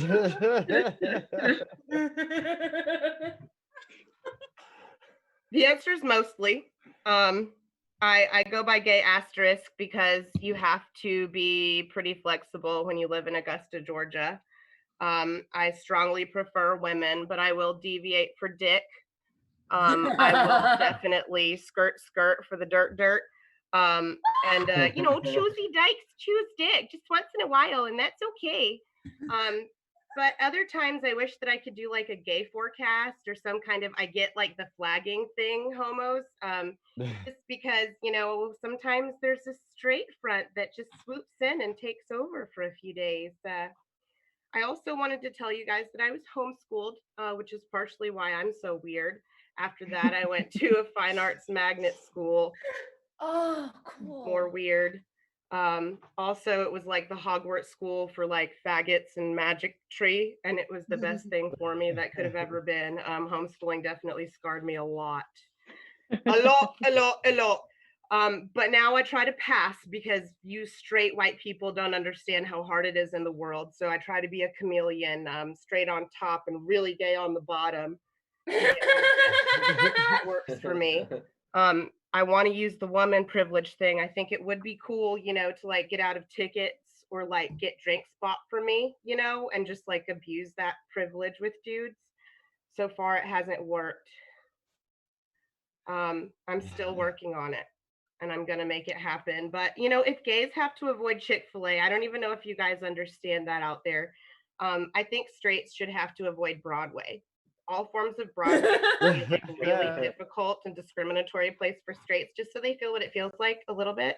A twinge, they can still go, but a twinge, I don't know. Something I've been wondering. Let's see. I do want to tell you guys that I feel like church did make me more gay. You know, we had a really church, and we laid hands on each other when we sinned, and so I sinned a lot. Started at youth group, went to Sunday school, started at sleepovers, cuddled for prayer. Followed girls I had crushes on all the way to missions trips. I'm pretty sure I'm really approaching my time, but I'm really towing the line with the Lord here, so I don't know. I guess I should probably bow out for now. Thanks for having me. Appreciate the time. Love you guys. Thank you. Let's get it for Ira. I figured out what happened. I know exactly what happened. There was this moment when I was pushing Sebastian down. And as I was pushing Sebastian down, I didn't even mean to, but I pushed you right down with him. I feel like that's fucked. I thought it was nice. Okay. You want me to go all the way down? I mean, I pushed you down just to like the perfect spot. And you hung 69? out. I mean, now you're back, and then you're going to hang out for a while. I think you're pretty cool, okay? I think you're cool too. Thank you. So the guy that like I called out his name and he wasn't here, he thought he had more time because apparently I skipped the person that was before him. So he's like, it's my fault. I'm like, yeah, it's your fault. It's probably my fault. But maybe it was just a perfectly well orchestrated mistake to make all of this so perfectly funny and enjoyable for everybody. Yeah. Put your hands together. Welcome to your house, Kurt Seablom. Maddie. Hey, thanks, guys. Sorry about that. I ran to the John. I saw there was still 2 people in front of me, so I was like, oh, it's okay. I got time to run to the John. I didn't. My bad. I'm just going to scroll, make sure I see Tech. There he is. Okay, cool. All right. So I'm a dad, and I've got 5 kids, okay? 4 of them are girls. So one of the things I like doing with them was I like launching rockets with them. And because they're girls, I'd ended up with a lot of pink and purple and glitter rockets, which really wasn't bad because, I mean, if you think a rocket looks like a phallic symbol by itself, wait till you see one painted pink. Really, you know, odd. So we used to go to this empty lot, and they since built some houses over there, but before they built them up, then we'd go there to launch, and my kids would be like, Dad, can we launch here? I mean, isn't this illegal? Like, well, a little bit, but I mean, it's for science. That's all right. My daughter said, oh, you mean like North Korea? No, not like, now we can't listen to NPR anymore in the mornings. So, you know, it's just, and it's hard anyway. I mean, we stopped launching at that lot. They started building houses there anyway, but it's kind of weird just trying to sneak in there just to illegally launch. I mean, so, but it's hard to sneak in there anyway. You got a launch pad and you're carrying rockets, pink rockets that look phallic, and then you're setting it up, and then you're launching them, right? So 800,000 feet up, big pink rocket, you know. So anyone wanted to see it would see it, right? Then the parachute opens, then slowly down to earth floats your pink tube steak looking, trouser trout looking rocket. If I wasn't a proud dad of my kids, I'd be like, what the hell did I get myself into? But, I don't know. You know, I mean, because honestly, there's really nothing, you know, cool about rockets. It's still very geeky, thank God. I mean, we already lost comic books and Dungeons and Dragons, so we can keep rockets. Now, when you go to some of the high power rocket launches, and they have competitions to see who can launch and land as precisely as possible. And I was over there and I was getting some wadding. It's the stuff that protects the your parachute and your rocket. And they're like, oh, you want this kind? It's called dog barf. Like, what the hell? Why are you trying to be cool? I mean, back to my point. Why are you trying to be cool about this? Let's just keep it in geekdom, you know? I mean, it's like me saying, "Oh, look at this awesome rocket! It's called a snot rocket." You know, it's come on, just give it a rest. Let stuff stay in. So like, but here's the thing too. I'm glad that China and India have started their space programs because before when it was just U.S. and Russia, like back in the 70s and 60s, it was very white, right? It was very space racist. It was space racist. That's what it was. And now we could have cool looking rockets now. I mean, imagine like South Africa having a cool rocket all tiger stripes or leopard spot. It would look badass, right? Or maybe like Norway would have a wooden looking one with a dragon head like a Norse ship. Or North Korea, now that they've got a female dictator, maybe we'll get a pink rocket that my girls would appreciate. That looks like a big trouser trout. Anyway, you guys, thank you so much. You guys are the best. Wow, I don't know, sir. You might be the best. Pink rockets flying from the sky. Keep it going for Mr. Seablom. That was funny. That would be really funny to watch. I feel like you could turn that into a sketch. I just want to see all the pink dicks falling from the sky is what I'm saying. That'd be really fucking fun. Okay, in case anyone has to go to the bathroom. Oh gosh. On deck is Lauren Harsh. In the hole is Al Cosaglia. And our next comedian, yeah, that's exactly how his last name's pronounced. Our next comedian has no last name. Thank you. I'll get it right, I promise. Put your hands together. Welcome to your house, Cameron. Woo, Cameron. Cameron. Cameron. Someone check the bathroom. It's pronounced Costiglia. It's pronounced. Maybe we'll just move on for now. If Cameron comes back because he thought he had more time because of all the mix-ups, that's cool. People online, they say, "What do you look for in a mic? What's fun?" And they're like, "Well organized." I say it's supposed to be fun. You can't have it all. I have helpers too. Imagine. All right. Last call. Are you Cameron? No? All right. Our next comedian, they do a show on Friday night called Cabin Fever out of Chicago. They've been on many of these mics, and I've gotten to do like 2 of theirs. Very, very funny. Put your hands together. Welcome to your house, Lauren Harsh. Hey, what's up, internet? Yeah, so the French grammar police made a statement letting everyone know that the grammatical gender of COVID-19 is feminine, and that if you're using the masculine articles for it, you are very, very wrong and need to stop immediately. Because, yeah, I thought gender reveals were weird already, but now they're doing this. Like, yeah, if you didn't know that French has a grammar police, like, I highly recommend that you Google the French Academy. They are an entertainingly bizarre institution. Like, because of them, every rule for French exists on purpose, which doesn't mean they make more sense. But yeah, like the thing about this is something they decided. Like, I want to know what that conversation was like. Did someone just like bang their sword on the table and go, "Mes amis, the discussion about spelling reform must wait. It is imperative that we decide if the virus is a he or a she." And like, what were their arguments in favor of it? Like, the average age of members of the academy is 70. So like, that, so it's just like, was there boomer humor logic involved? Like, did someone pull up one of those old people on Facebook memes and go, "Regardez tout le monde, there is this great meme that I think will help us with our logic. the coronavirus has closed all the bars, cancelled all the sports, and forced the husbands in the house with their wives. A woman.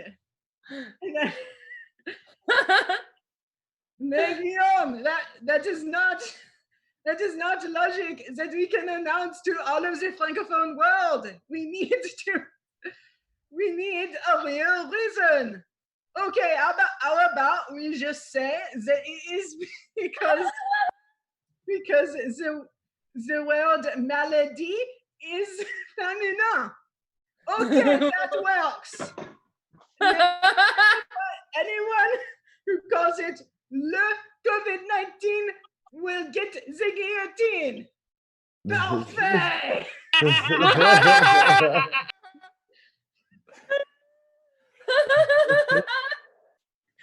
I don't like that one. This is last night, so it's a all right, and I am on the spectrum, which probably makes sense with all of that. And there are a lot of stereotypes about us autistic people that have no basis in reality. Like that we can't make friends, that we're all either 8-year-old boys or asshole math professors, or that it's better to get polio than to end up like us. But there is one that I have found to be true 100% of the time. We like trains! And honestly, can you blame us? Have you seen trains? We don't do anything in particular we need to go. I miss the train so much. When I was in France, I rode the TGV. That's the train. And you can just watch everything speed by and it doesn't even feel like you're going that fast. Well, don't you just love trains? Oh yeah, that's right. I've been Lauren Harsh, and I hope I didn't harsh your vibe. Lauren. Keep it going for Lauren, everybody.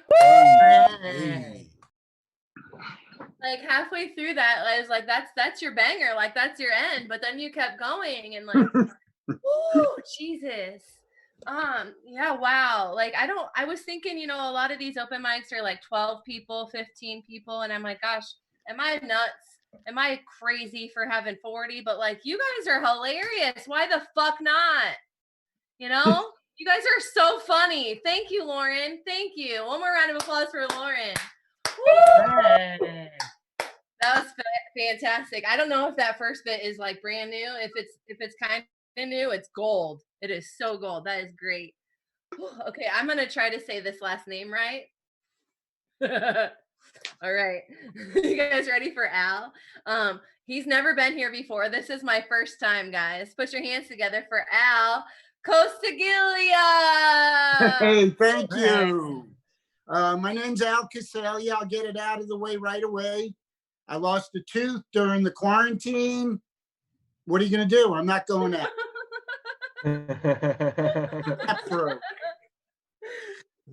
So my name is Al Casalia. It's a tough name, as Brooke showed. But if you say it fast 3 times, Al Casalia, Al Casalia, Al Casalia, it sounds like Alka-Seltzer. Plop, plop, fizz, fizz, oh, what a relief I is. And that's a lot of fucking F words to say with a fucking front tooth missing.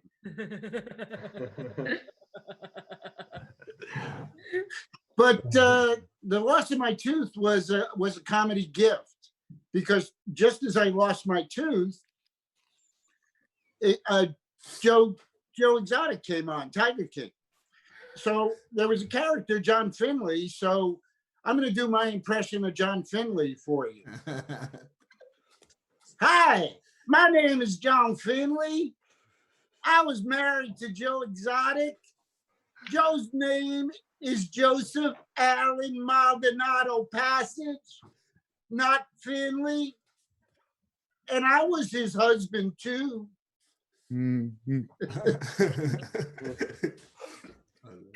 All right. That's funny. Comics people, everybody makes fun of old people. Whether it's grandma, Meemaw, is forgetful. She tells the same story over and over again. She's not forgetful. She's stoned. Grandpa's sitting on the couch watching reruns of Wheel of Fortune. Yeah, moving. He just had an indica edible. And me, when I go places with my family, I can't keep up. I got a new hip and a knee, and I fall behind. And hey, Grandpa, keep up. I'm falling back on purpose because I'm vaping. Vaping is the greatest invention of the 21st century. Hashtag vape life. And they say it causes holes in your lungs. I say it's the only way you can smoke in bed and not have to worry about setting yourself on fire. So don't sweat the holes in your lungs. During the shutdowns, 11 states, for those of you that are lucky to live in those states, have dispensaries, and dispensaries were declared an essential business, which makes sense. Everybody needs their pot. But I live in Texas, so I had to find a dealer. How does a 70-year-old guy find a dealer? His daughter refers him. My dealer, Marcus, great guy, delivered all the time. And then he moved. He moved to Huntsville for 2 to 7. Or for those of you in Nebraska, to the Lincoln Correctional Center. Sorry, it's a Texas joke. Maybe not funny anywhere, sorry. So I have a new dealer, Marcus. He's great. He's a criminal. And just recently delivered to my house. It was wonderful. He calls me Walter White, the drug lord of North Texas. I'm Al Casalia in Dallas, quarantined. Thanks a lot. Thanks, Burke. Thanks for having me. Thank you. I am unmuted. Good job. All right. Put your hands together one more time for Al Alka-Seltzer. Pop, pop. Oh, what a relief that guy is. For an old fart, for shit. That was funny. I like that was fun. Thank you. All right. Woo! Fun night, you guys. This is fun. All right. Our next comedian, very, very funny, very goofy, very silly. Put your hands together for Lauren Rice. Hey. What do you mean? I'm a serious lady. I was just gonna say this is the fanciest open mic I've ever been on. I've never had a host change their outfit. That is that's beautiful. I wrote this for a roast that didn't happen, so you guys get to hear it. Sweet. So Kajan drives Uber because that's the only way he can pick up chicks. So proud of myself on that one. So I actually had an interview today because unemployment decided I'm not likely to get COVID, I guess, based off of not paying me. And so I was at the interview and I didn't know what to do at the handset shake section. So I was like, no, put your hand away. So think that through before you get to that step in the future, you guys. Because it's coming. You don't want to be like doing some weird hand signals, okay? The other day, actually, before this whole situation happened, I was trying to leave a party I didn't want to be at. And I said, oh, it's getting dark out. I better head out. And I was like, are you kidding me? Of all the things, they're like, are you losing your sight? What's going on? Why do you have to head out before it gets dark out? Yeah, I need to work on my excuses. They know I don't like them now. So recently on online shows, I have been demonstrating how to twerk for people. And it's really simple. I'll just show you guys briefly. All you need to do is move your head closer to your butt. So it just looks like this.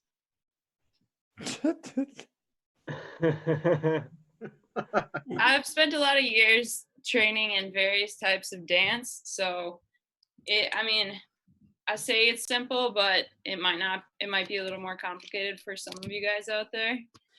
But I feel like it just because it's harder than your everyday dance move doesn't mean you shouldn't try it. So. And because of a lot of my dance shows, people have been commenting or messaging me like, "Hey, Lauren, let's see you dance in your birthday suit." Actually, one guy did that. And I was like, "Whoa, okay." First of all, no one got me anything for my birthday, let alone a swimsuit. Yeah. What is it? Who's giving me a signal again? Derek. What do? You just wave? That's my sign. Has it been 2 minutes? I'm at 3 You're minutes. at 3. Oh, okay, bye. Well, no, you get one more. Oh, okay. 4. Oh, 4 minutes. Okay. Yeah. Okay, right now I'm looking at Paper Nest. I'm making eye contact with you. He doesn't even know his nickname. Are you even listening? How are you supposed to crowd work on these? This is ridiculous. Gary, you have your mic on. I'm looking at you, Gary. You're laughing at me. Of course. You guys, if you're thinking you Paper wanted Nest, a I've already special gone on. treat for your significant other, am I done? You're good. You got like 20 seconds left. Did you want a special treat for your significant other? Try a lap dance. I learned how to do these by watching my stepmom give one to my dad when I was still in high school. All you have to do is actually, I haven't figured that part out, but that is how I Thank you guys. Something like this. Yeah. Yes, yes. Yeah. I've seen your dances. That's what she dances like. Now I dance like this. Yeah, you're more side to side. You know, I do a little belly dancing too, but yeah.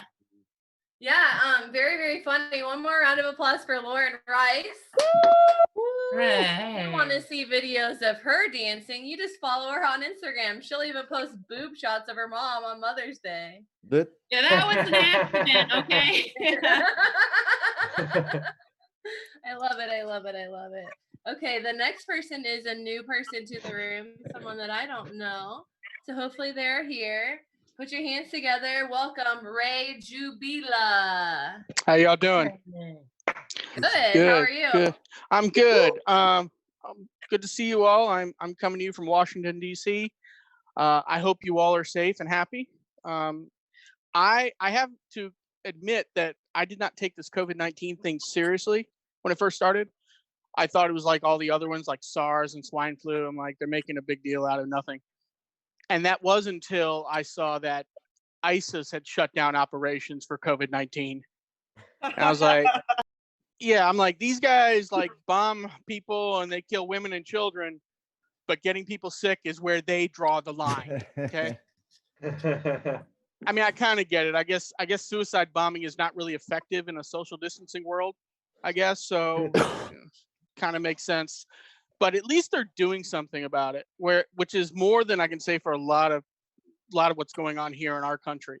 I don't know if you've seen this, but Ohio took a lot of fire because the governor there did ban large group gatherings with the exception of churches. So there was a church in Ohio that was having large masses, I mean, with 100, 200 people. And it was crazy. They were having all these people together in the church. So the news outlets found out about this, and they sent a report. This one news agency sent a reporter out there with his 6-foot-long mic pole in full hazmat suit, and they showed him interviewing a woman in her minivan, and it looked like they had just found ET at her house. That's what it looked like with him interviewing her. And he asked her, he goes, aren't you worried about getting yourself sick or getting others sick? And she said, no, because I have the blood of Jesus Christ covered over me. And I couldn't help but think, I really hope she's speaking metaphorically. I would hate to think that they have some guy of Puerto Rican descent chained down in the basement of that church, and they're just draining blood from him. And he's like, my name is Jesus. And they're like, shut up, Jesus. Yeah. I'm gonna keep going with this. I don't fucking care. But that's why it's shit like that is why Jesus will never come back.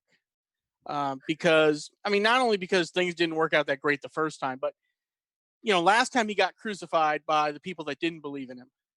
And if he were to ever come back, this time he's getting crucified by the Christians because they're not going to like what he has to say. First, he's going to come, if he comes back, he's going to come back. First, he's not going to be white. So, strike one. Secondly, he's just going to say, hey, we need to love everybody. Doesn't matter your race or your gender or your sexual orientation. We're all God's children. We're all deserving of God's love. And that's when they're going to go, okay, get the cross. This guy clearly did not learn his lesson the first time. And it's even worse. And it's even worse because crucifixion is a whole lot easier now than it used to be. Like back then, they had to cut down the tree to make the cross and melt down metal to make the nails. And now we have Home Depot. So Home Depot is just our one-stop shop for all your crucifixion needs. And it's a lot easier to nail somebody to a cross when Larry and Power Tools can hook you up with a sweet deal on a nail gun. So, chunk, chunk, chunk. All right, raise them up. Yeah, use the crane. What do you think we leased it for? That's my time, guys. Thank you very much. Yay, one more time for Ray. Woo. Yeah. You guys barely even noticed. Just snuck a white dude in there, no big deal. They're rare these days. I have to go out of my way to put one of them in there. Love it. All right, our next comedian is also from Chicago. Super, super funny. I've seen her in This Mic once, I think, and in Cabin Fever, and somewhere else. I can't remember the name of the place. But put your hands together. Welcome to your house, KJ Whitehead, the queen of radical comedy. Hey. Hooray, waddy, wow, wow. My time is now. It's great to see you all and glad that you all are where you are at home and safe all across the country. Happy quarantine. I'm here in Chicago. It's one of those interesting places where we have white women who like Lizzo so much because they finally have a black friend that they can pause on at any time. These are things that people should know. It's also one of those places where I'm on the north side of Chicago, where if you call the police, they ask questions first and shoot later. That's another thing you should know. Honestly, I feel great being on because here's the thing: I'm black on the north side of Chicago, very white area, and I could barely find people to do my hair. Now white people can't either. It's amazing. Thank you, Ira. Thank you. So, this is how my voice usually sounds. I've only had one drink. I don't drink often, but this is how my voice usually sounds.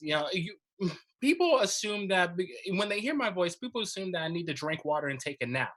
That's not really the case. I'm usually pretty okay. I was as I said, just here. I am actually before the pandemic, I was a kindergarten aide, so I watched over 5 and 6 year olds, about 75 of them every day. So I know what hell is like. Thank you for asking.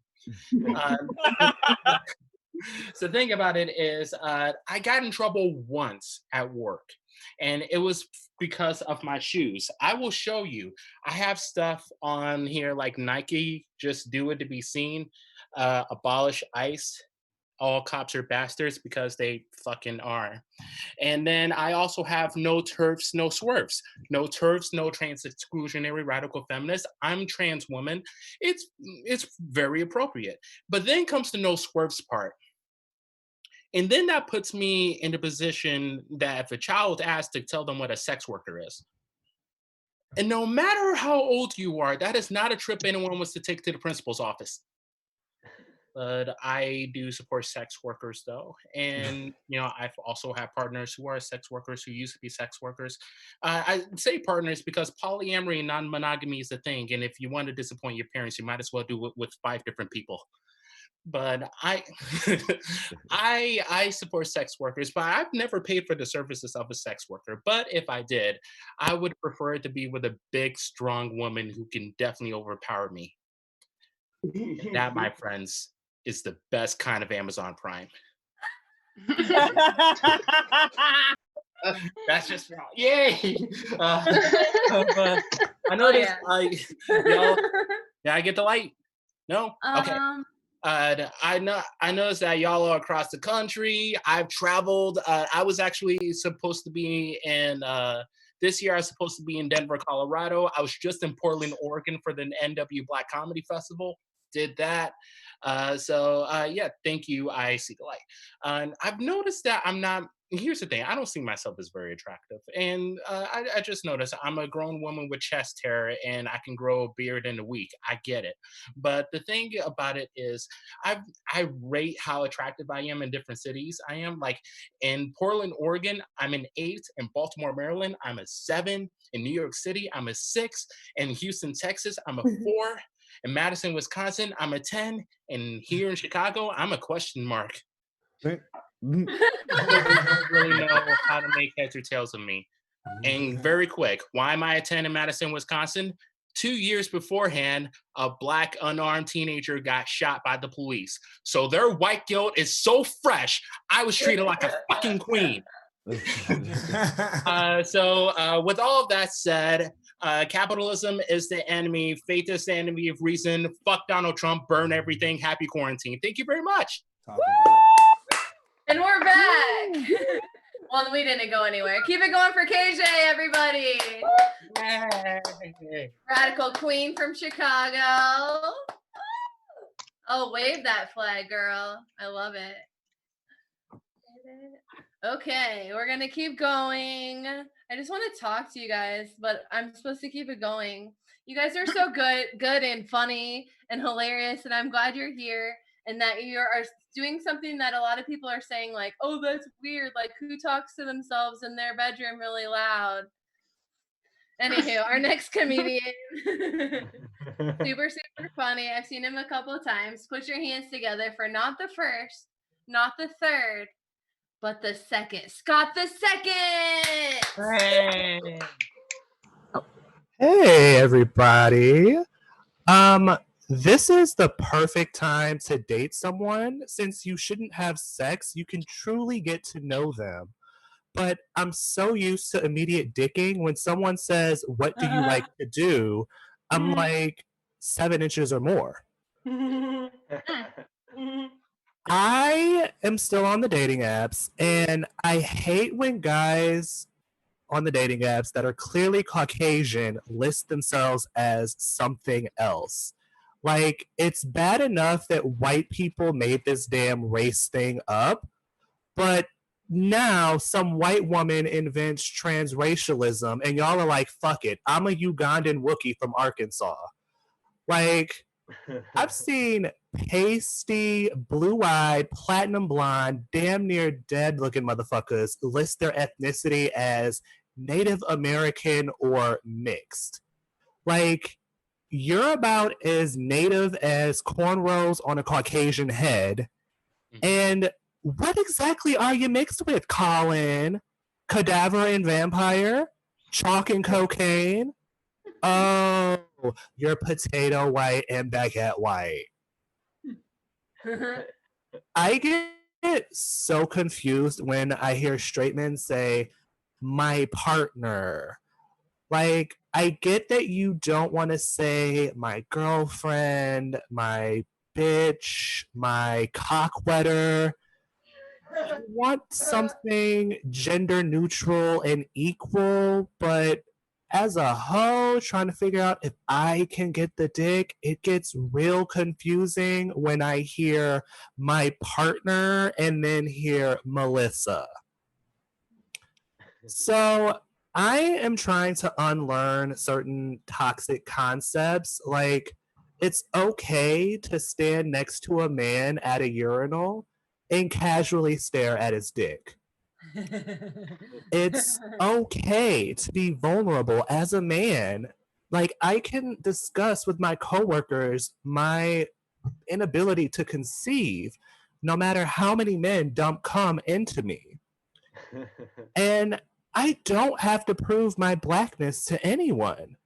However, I can use it to fuck with people. For example, offering me chicken is racist and a hate crime.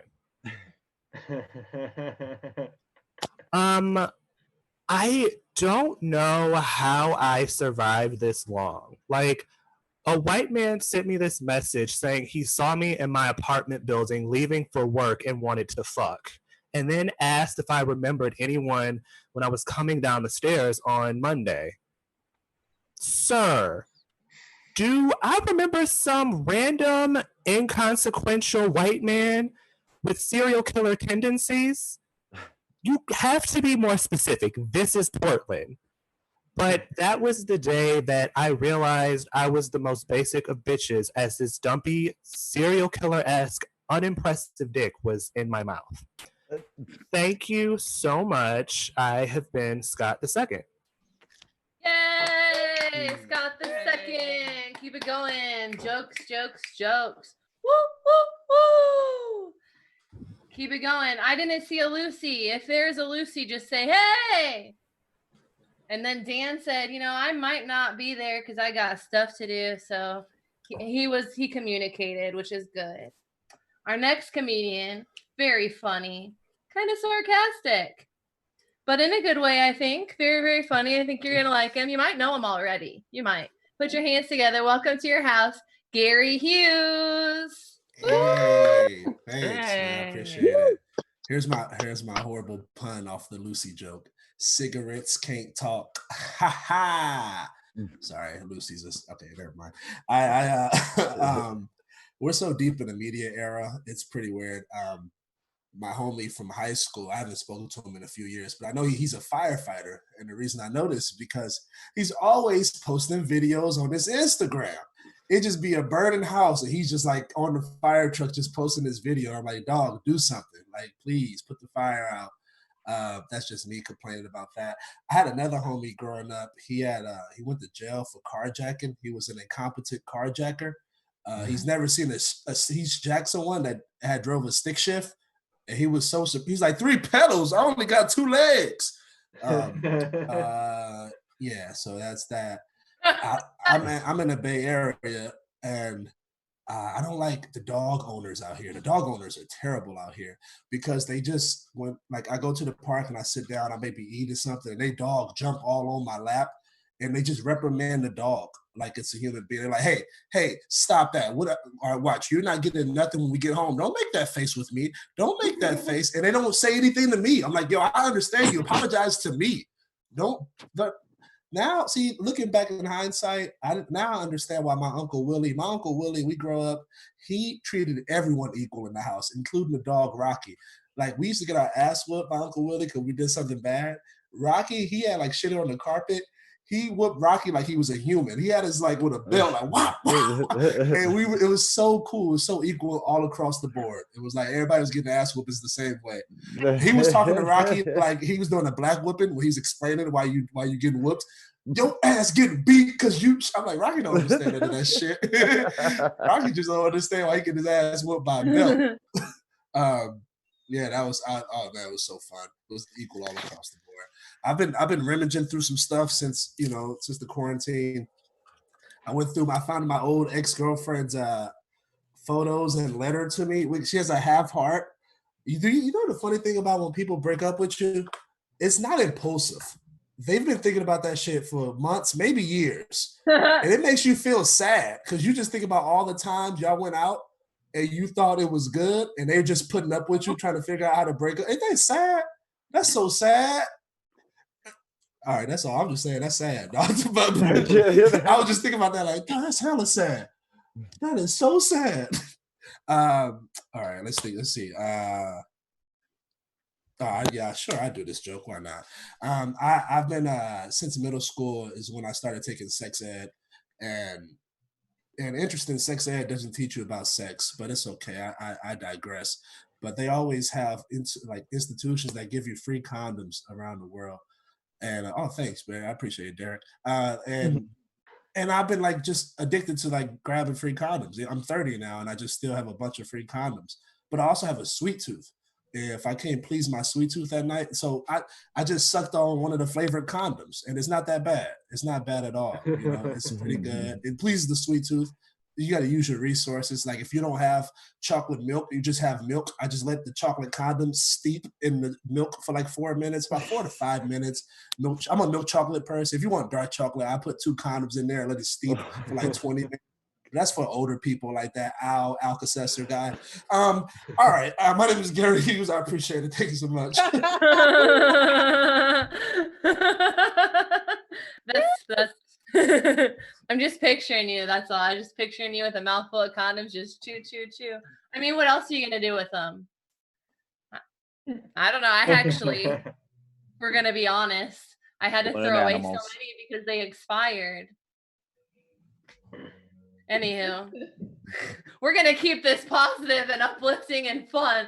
We're not going to talk about it. I'd rather be picky than sticky any day. Talk about it. Our next comedian is capable and good looking and good at math and tall. He's got really, really good skin, fucking hair for days. You can't tell right now. He's been giving you the light. He might be wasted. Who knows what's going to happen? Put your hands together. Welcome, Derek Pavelka. Thank you so much. Holy shit. My name is Derek Pavelka. I eat Taco Bell with the lights off, and I love Dateline. I fucking love Dateline so much. I like how my fascination with like serial killers and murderers has become like a part of my personality that women are attracted to. I told a girl at a bar, I was like, yo, Charles Manson was like 5'2" tall, and she's like, oh my God, that is so amazing. Like, you're so charismatic. And it's a weird world we're living in now. No, I love Dateline so much. I really like want to get murdered and end up on an episode of Dateline. I think that'd be the coolest way to go out. Just in my opinion, I really want Keith Morrison explaining how like I was decapitated and they found my head inside a basketball, my body inside a Baskin Robbins freezer. I think that'd be really fun. But that's I don't know if I can accomplish that goal. I'm a college student. And just like every other college student, I take anxiety medicine. And I know what things in life are gonna make me anxious. Like I know what things in life will like just trigger it. And coffee, like if I drink enough coffee, it's one of those. And I do this stupid fucking thing where I'll continue to drink coffee throughout the day. Like I pound it back. And I have this weird thing in my head where like, oh yeah, I'll drink coffee and I'll be productive, but I end up like freaking out that I have nothing to do, especially since we're in quarantine. And sometimes to shake it up a little bit, I'll do like 5 shots of espresso and double my dose of anti-anxiety medicine and see which one wins. That's a fun little pastime of mine. Gary, I also had an experience with flavored condoms. No shit. The first condom I ever like saw in my life was a cherry flavored one. And I stole it from a friend and I was like, this is fucking cool. And I pulled it out and I smelled it. I was like, smells like cherries. And then I licked it and it didn't. It did not taste like cherries. Let me tell you something. Those things, it tastes like somebody described the flavor of cherry and then they put it into a flavor. That is the like closest thing I can describe it as. Yeah, I was 10, so it wasn't that exciting. I don't even have anything I really want to talk about. But I like during quarantine, I'm trying to be healthy and everything. And I got like a granola bar and I was like, oh, fuck it. I'm going to be healthy. And then I was like eating it, got done. I had like 2 more with it. And I looked at the package. I was like, fucking Fiber One bar, dude. I had to like plan out the rest of my day accordingly. It was awful. But I'll just go back to lighting everybody and we'll call it good. Hey, Derek. Put your hands together for your light guy, Derek Pavelka. It says unmute myself, but I think I did already. Okay. Yeah. Woo! I kind of wanted him to roast everybody because he's had to deal with everybody in the back, but we'll see. We'll see. I started to write this note. Sebastian's gonna go after Carly. So if Carrie is in here, he did tell me he was in a Zoom earlier. So he's not gonna be next. He'll go in whenever. Did Carmela ever come in at all?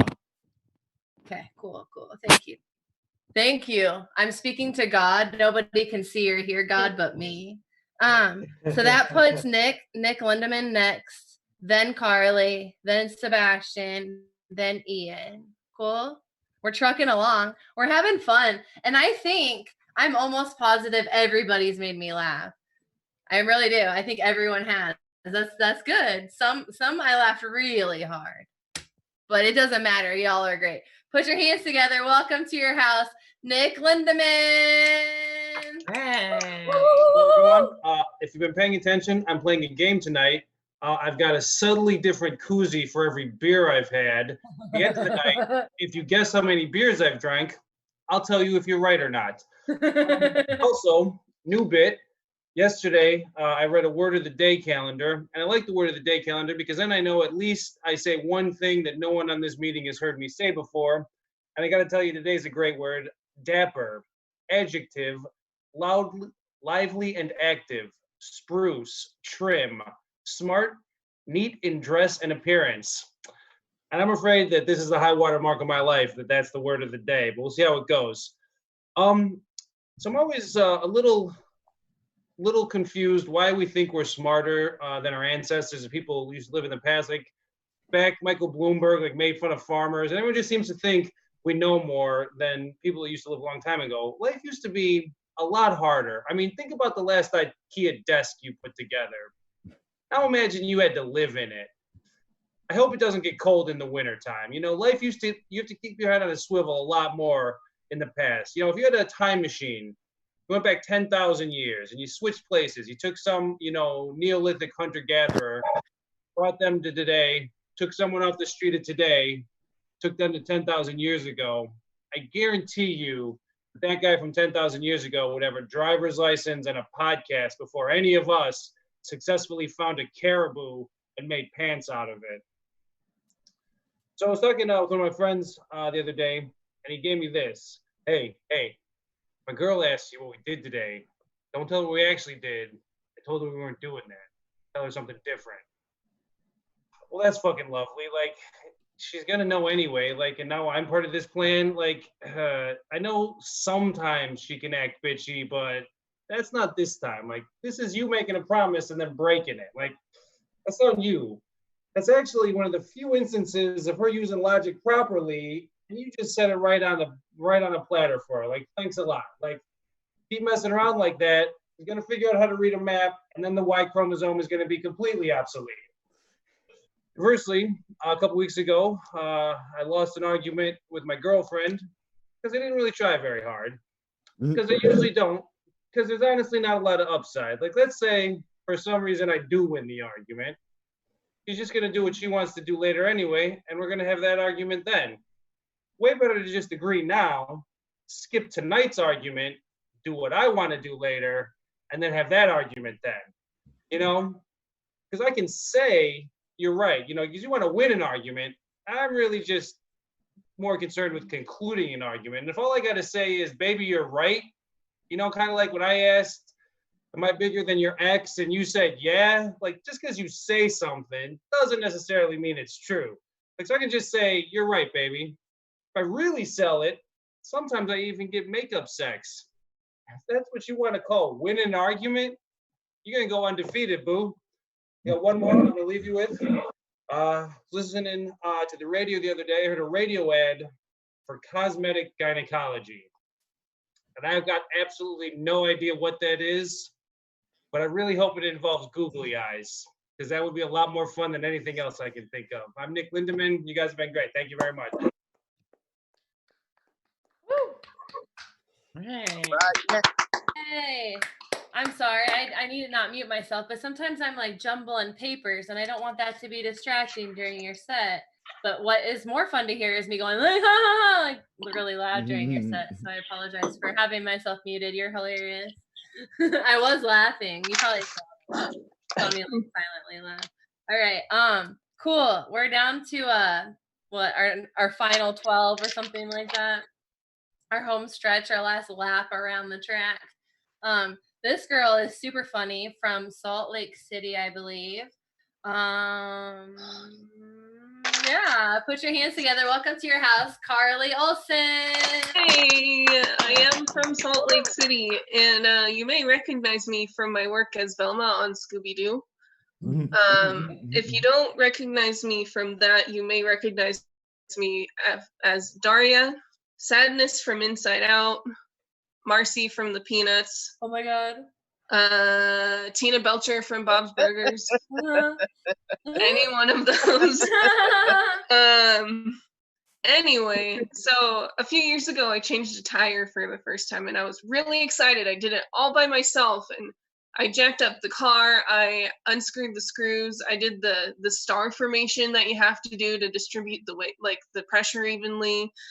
And I changed the tire, and I was dating someone at the time. So I called him and I go, "You'll never believe it. I just changed a tire all by myself." And then he just said, "Well, to change a tire, first you have to jack up the car, and you have to unscrew the screws, and you have to make sure to do a star to distribute the pressure." And I was like, "Dude, I know, I just did it." I actually ended up breaking up with him because he was incredibly boring. And I say that knowing that I just ooze librarian vibes, like not the sexy kind either. Like I seriously think that having a passionate opinion about the Oxford comma is the same thing as having a personality.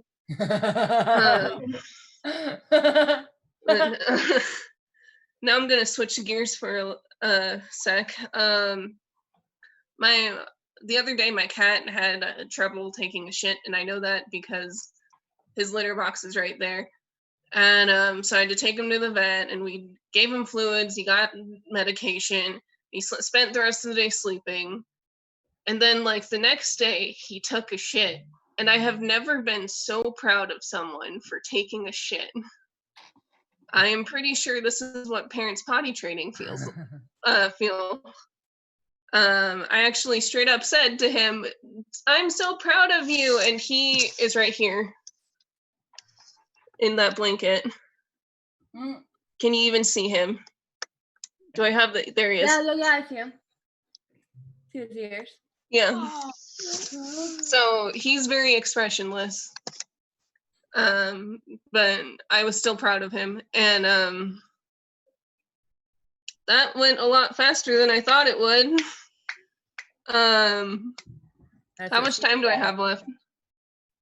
You got 1:20 left. 1:20? All right, I'll leave you with this embarrassing story. So the other day, my roommate and I were going grocery shopping, but he needed to take a sec to actually get ready. And so I was like, I'm just gonna jack off and do that while I'm waiting. So I do, I finish, and I see something move out of the corner of my eye, and I look out my window, and I'd left my drapes open because I'm on the second floor. Who gives a shit? No one's going to see me. Except that I forgot that the patio to the neighboring apartment is like directly in view of my window. And the neighbor is out there cleaning his barbecue. And he and I make eye contact at the exact same time, and we just stare at each other for a good 30 seconds. And all I could think to do is take my hand out of my pants and wave at him. Anyway, I think that's all I got. That's all close as I'm going to get to my time. Thank you. I've been Carly Olson.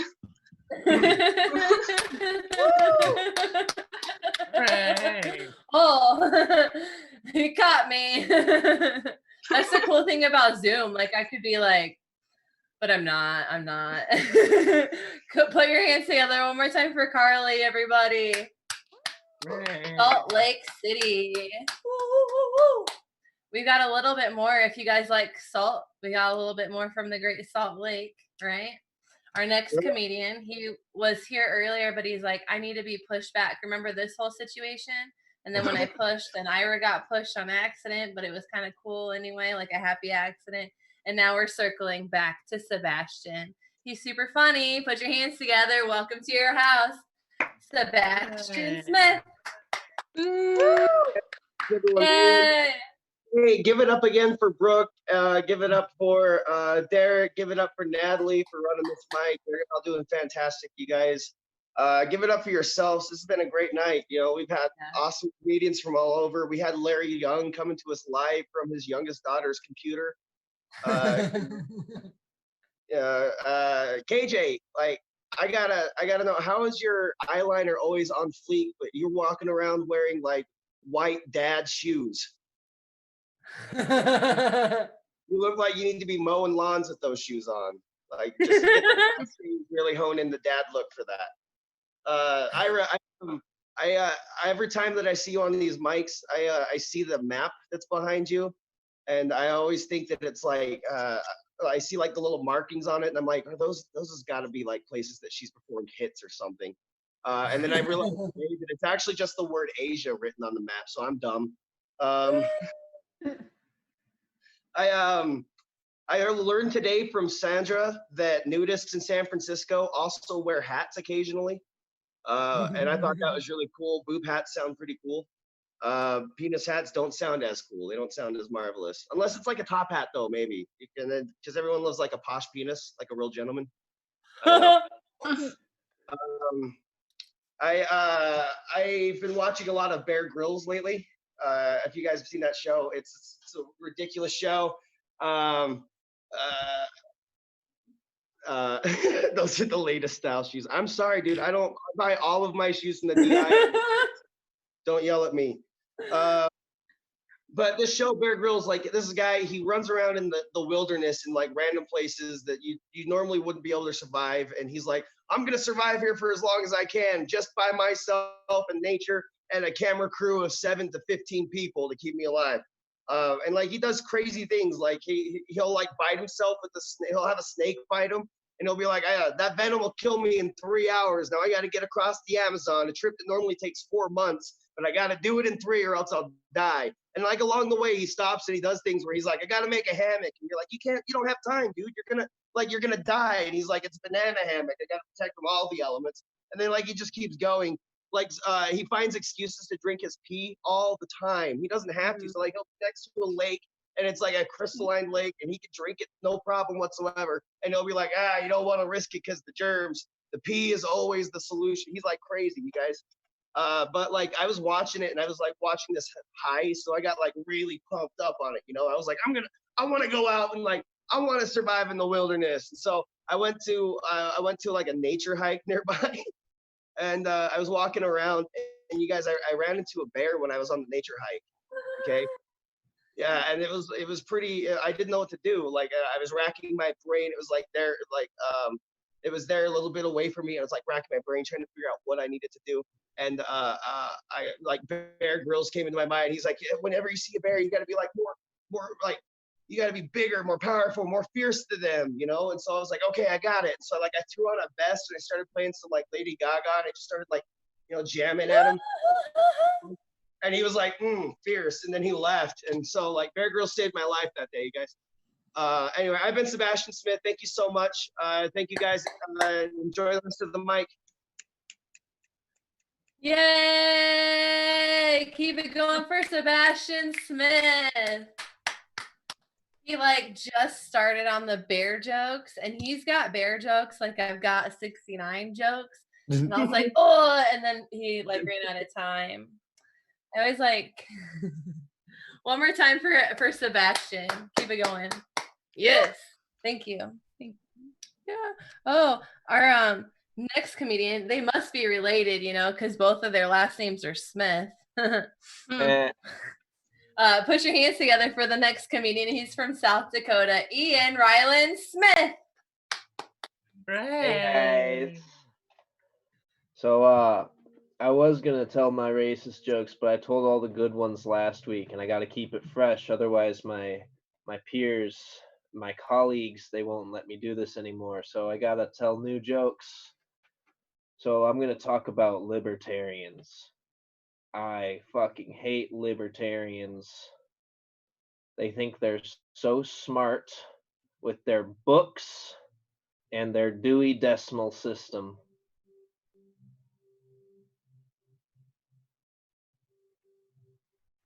Libertarians. Fuck Ayn Rand. She's an author. The libertarians have her in their collection. She sucks. Fuck her. Yeah, my dad told me not to tell that one because he thought people wouldn't get it. And I was like, Dad, how stupid do you think people are? I guess he was right. So this coronavirus thing has completely ruined my life. And I miss doing comedy in real life.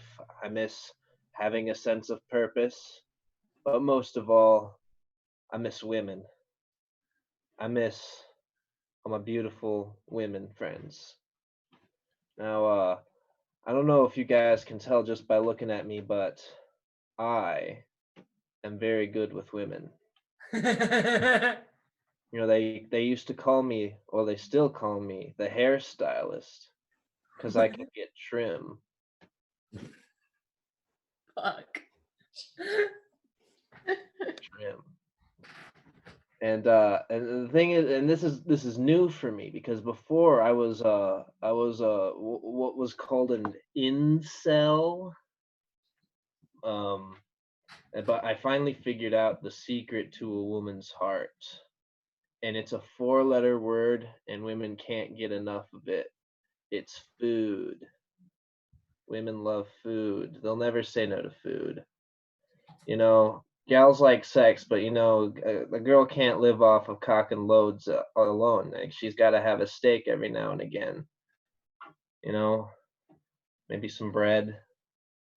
A salad wouldn't kill her. Jesus, tough crowd tonight. Holy shit. Maybe I should have told my racist jokes. I'm in South Dakota after all. I'm really blowing it tonight. Holy shit. I've been eating Oreo. Well, I've been trying to eat Oreos this whole time. I had 4, and I just took all the cream parts and made it into one single thing. Like that. Like, this is the world libertarians want us to live in. Like, goddamn.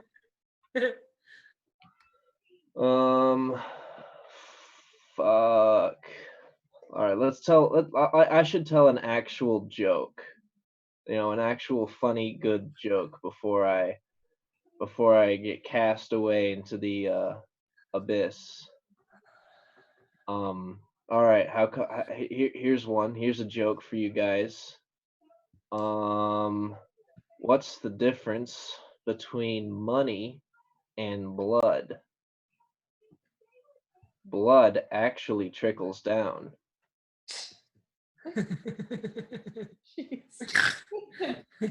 Yay! Wait, I'm done? No, I'm not done. I had one more.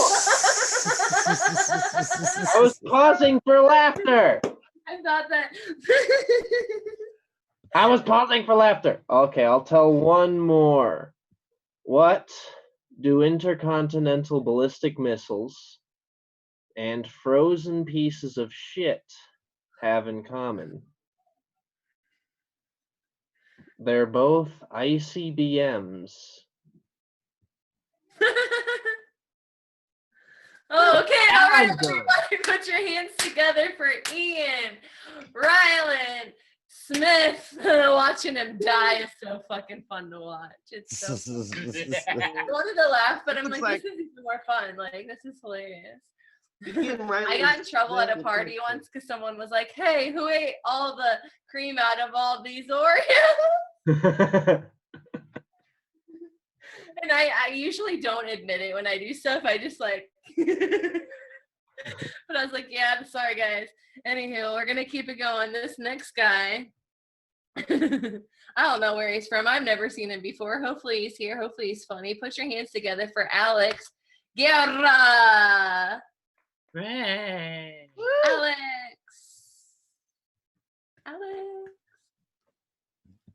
Alex. No, Alex. Cool. Well, you know who is here?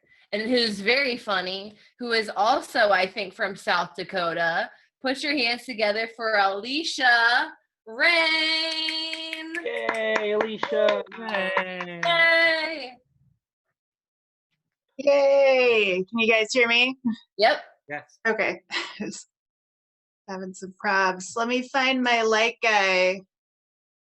There he It's been a is. while. I'm excited to hear you. I don't want to.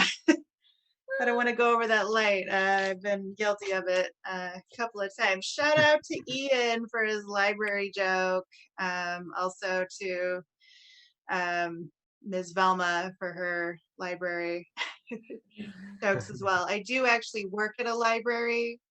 I don't give sexy librarian vibes off either. I give the I'm professionally able to tell people to shut up. Yep, my shirt even says, I don't know if you can see it, reading is universal. Yeah. Just to prove, just to prove that I have a shirt on. So very excited. I recently quit smoking. Very excited for me.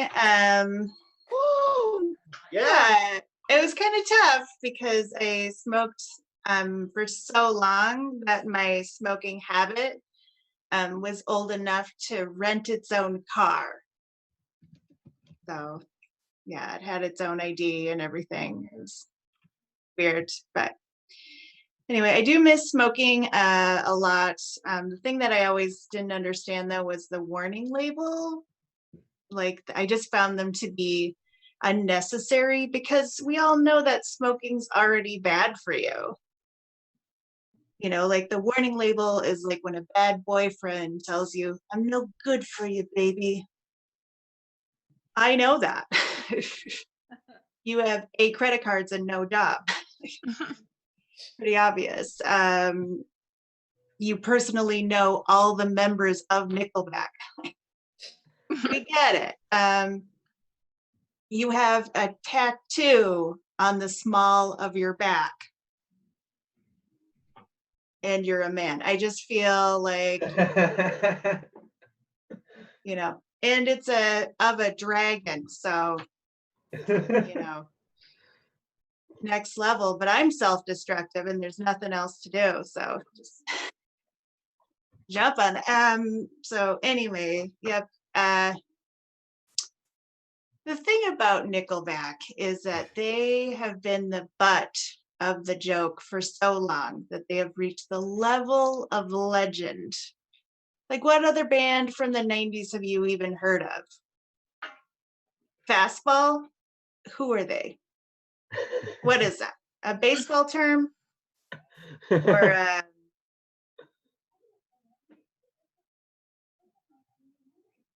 I'm blanking. I'm so sorry. Buck Cherry? What is that? A DJ? Who? You know? But Nickelback grandfathers tell their grandchildren to look at this photograph. It's a line from the best song by the worst band that anybody's ever heard of. And Nickelback's just like, but you have heard of me. I appreciate your time. Back to Brooke. Thank you. Yay, thank you, Alicia. Keep it going for her. And Ian and Sebastian and Carly and Nick and Derek and Gary and Dan and Lucy didn't show, but Scott and KJ and Ray, and I'll go through the rest later. We're gonna keep going. We've got our next comedian is from California and his name rhymes with this city. So welcome to your house, Alex Portillo from Camarillo. Woo! Camarillo. Camarillo. And I bet all of you are just so jealous. You're like, man, I wish I lived in a town that rhymed with my name. Right? I think that, I mean, I think that's pretty cool. Like last week I was actually looking at apartments to move to the nearby city of Ventura. to save money, because like Camarillo is actually a really nice town. It's a really nice suburb of a suburb of a suburb of a suburb of a suburb of LA ish. So it's like really nice. It's expensive, and so I was like looking around like to Ventura. So if I paid for rent an apartment here in Camarillo, I could like actually get a whole house. I couldn't do it. I just couldn't. I was like, if I did that, I would no longer be Alex Portillo from Camarillo. I couldn't do that. That and Ventura, if anybody's familiar with Ventura County, Ventura is pretty sketch compared to Camarillo. I'm spoiled now. I can't move anymore. Yeah, so there's some California humor for you. But I'm originally from Nebraska. Yay! Yeah. And apparently today, Nebraska had an election. And I knew that because I kept getting all these texts from all these like Nebraska candidates. I'm like, oh, I'm still registered there. And I realized I'm registered there as a Republican. But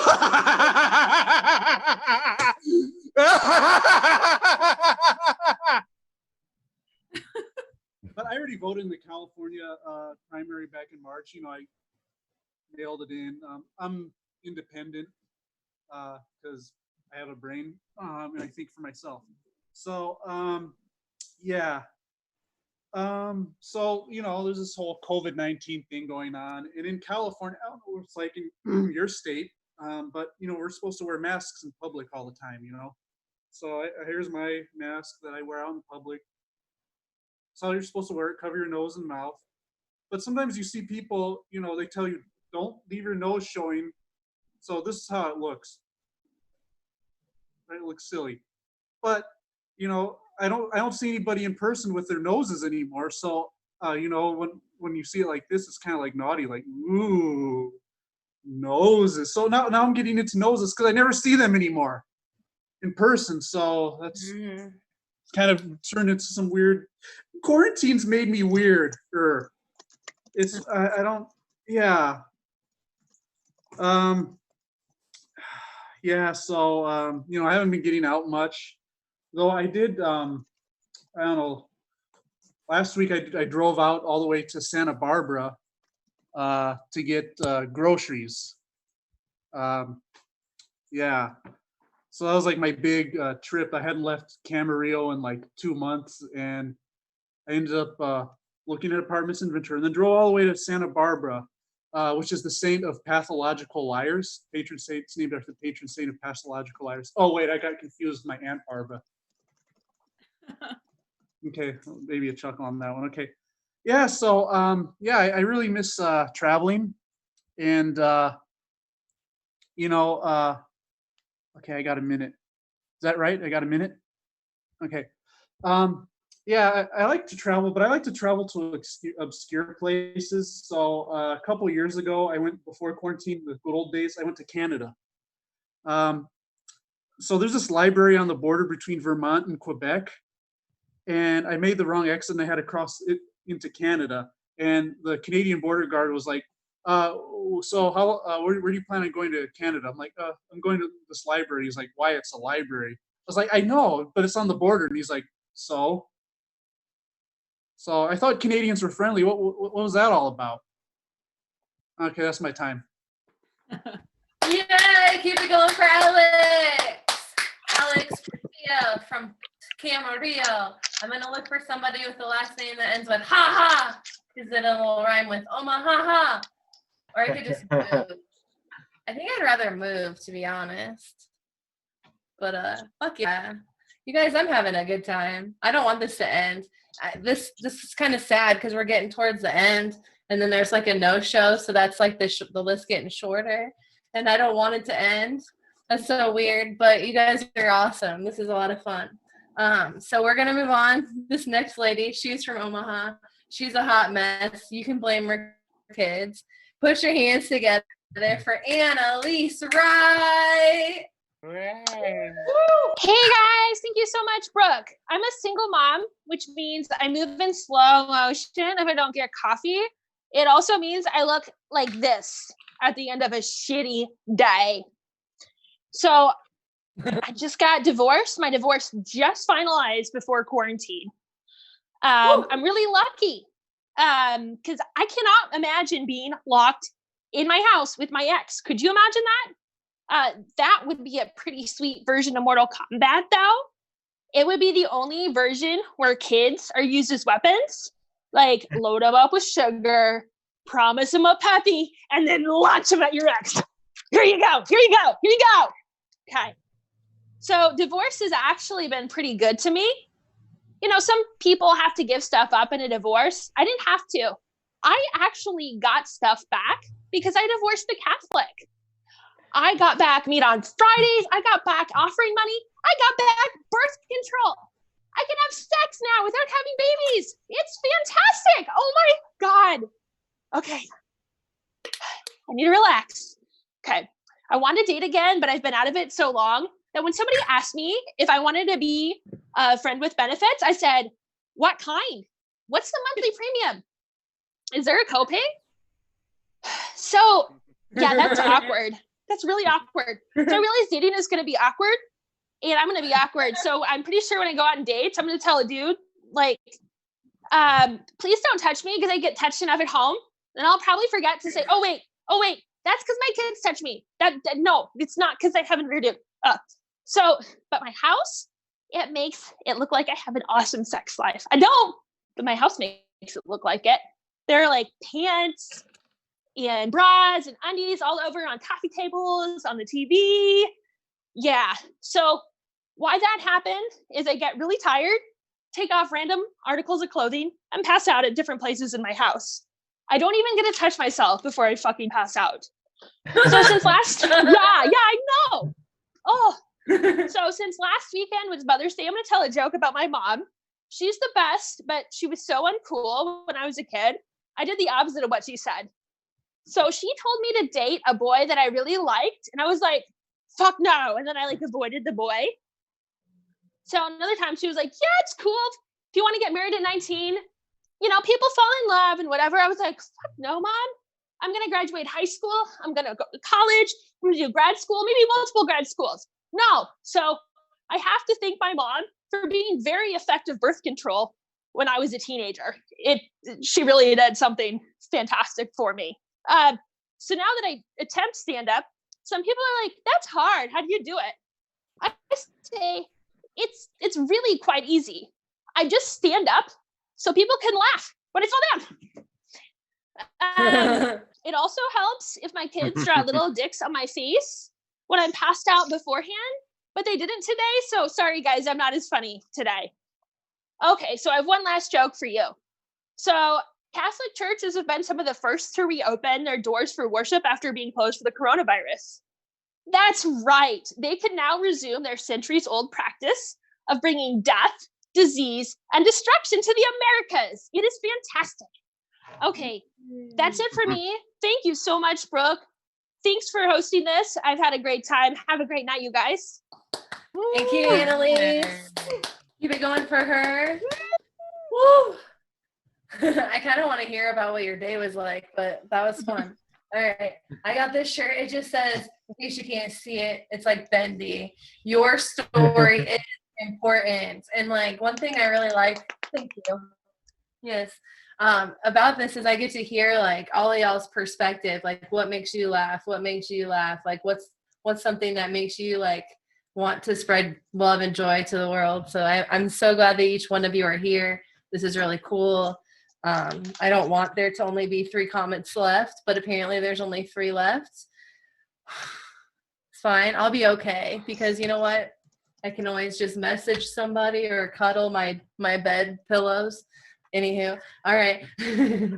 Oh my gosh, our next comedian is kind of amazeballs. He did this whole little thing where he made this spreadsheet and put together all the open mics that were starting to happen like all over the place in all the different countries and cities. And the last night, right when I got off the open mic, I went on the website and it had 699 members. It's more than that now, but like, all right, this is cool. All right, put your hands together. Welcome, Nico Lakoff. Thank you. I appreciate you sharing that image too. Yeah. 69. So I've seen a lot of you folks on a lot of mics. Not everybody though, but you might recognize me from Goonies. Maybe Rudy. Lord of the Rings, maybe. Okay. I don't know. Buddy, the other day, he's like, "Hey, Nico, you look like a fat Sean Astin." I was like, rude and redundant. Like ATM machine, SAT test, fat Sean Astin. You just say it look like Sean Astin, man. That's cool. I don't know if you see it. I kind of see it a little bit, but I do think I could probably pass for being his stunt double.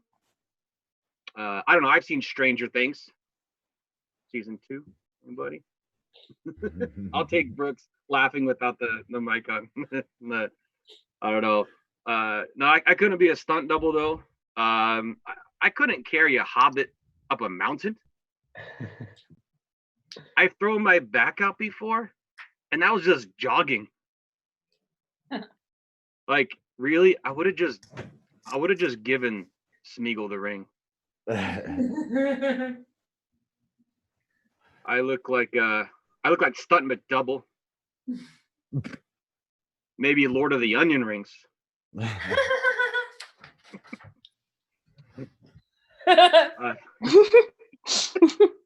amuses me too. So I think that volleyball was invented for people who just couldn't catch. The fuck? They thought like basketballs were too heavy and balloons were just too light. They're like, we do put up a net, make it a sport. Volleyball is actually the only sport I've ever been any good at. And back then I did look like Sean Astin, but from 50 First Dates. Pretty good shit. I met my wife the old-fashioned way. You know, AOL Instant Messenger chat. Yeah, we didn't have swipe left, swipe right. We had more like up, up, down, down, left, right, BA select, start. We had 30 Contra Lives and like 30,000 hours of AOL discs. Set that shit on fire. That's our Tinder. And that was quite a while ago, and it's pretty neat because my wife and I are still learning a lot about each other, which is neat because we've been together for almost 19 years now. Keeping things exciting, learning things. For example, my wife recently, I learned that my wife was a witch, actually. She's a real witch, like a spellcasting, practicing witch. Yeah, it's pretty cool. Really, I should have known sooner, though, because she's had this display case for a long time that, you know, that's got, she calls altar, which is weird. And it's got goblets and stones and shit. This is weird. It's got a Samwise Gamgee action figure with needles just jabbed into its back. I don't know what that's about. That's a joke about a voodoo doll. I think being a witch is really convenient because she says when she dies, she wants to get cremated. And I'm thinking being a witch is only going to help with that. Because historically, traditionally, that's how you get rid of a witch. All right. I think that is my time. Thanks so much for putting this on. This has been a great time. Yeah, put your hands together for Nico. Keep it going. Yeah, big Nico. I see all the references very, very clearly. Especially the Lord of the Rings one that just like sunk, nailed. I'm running out of outfits. This might be the last one, but I got 3 more comics because one of the ones that didn't show just popped his head in, so he's gonna go last.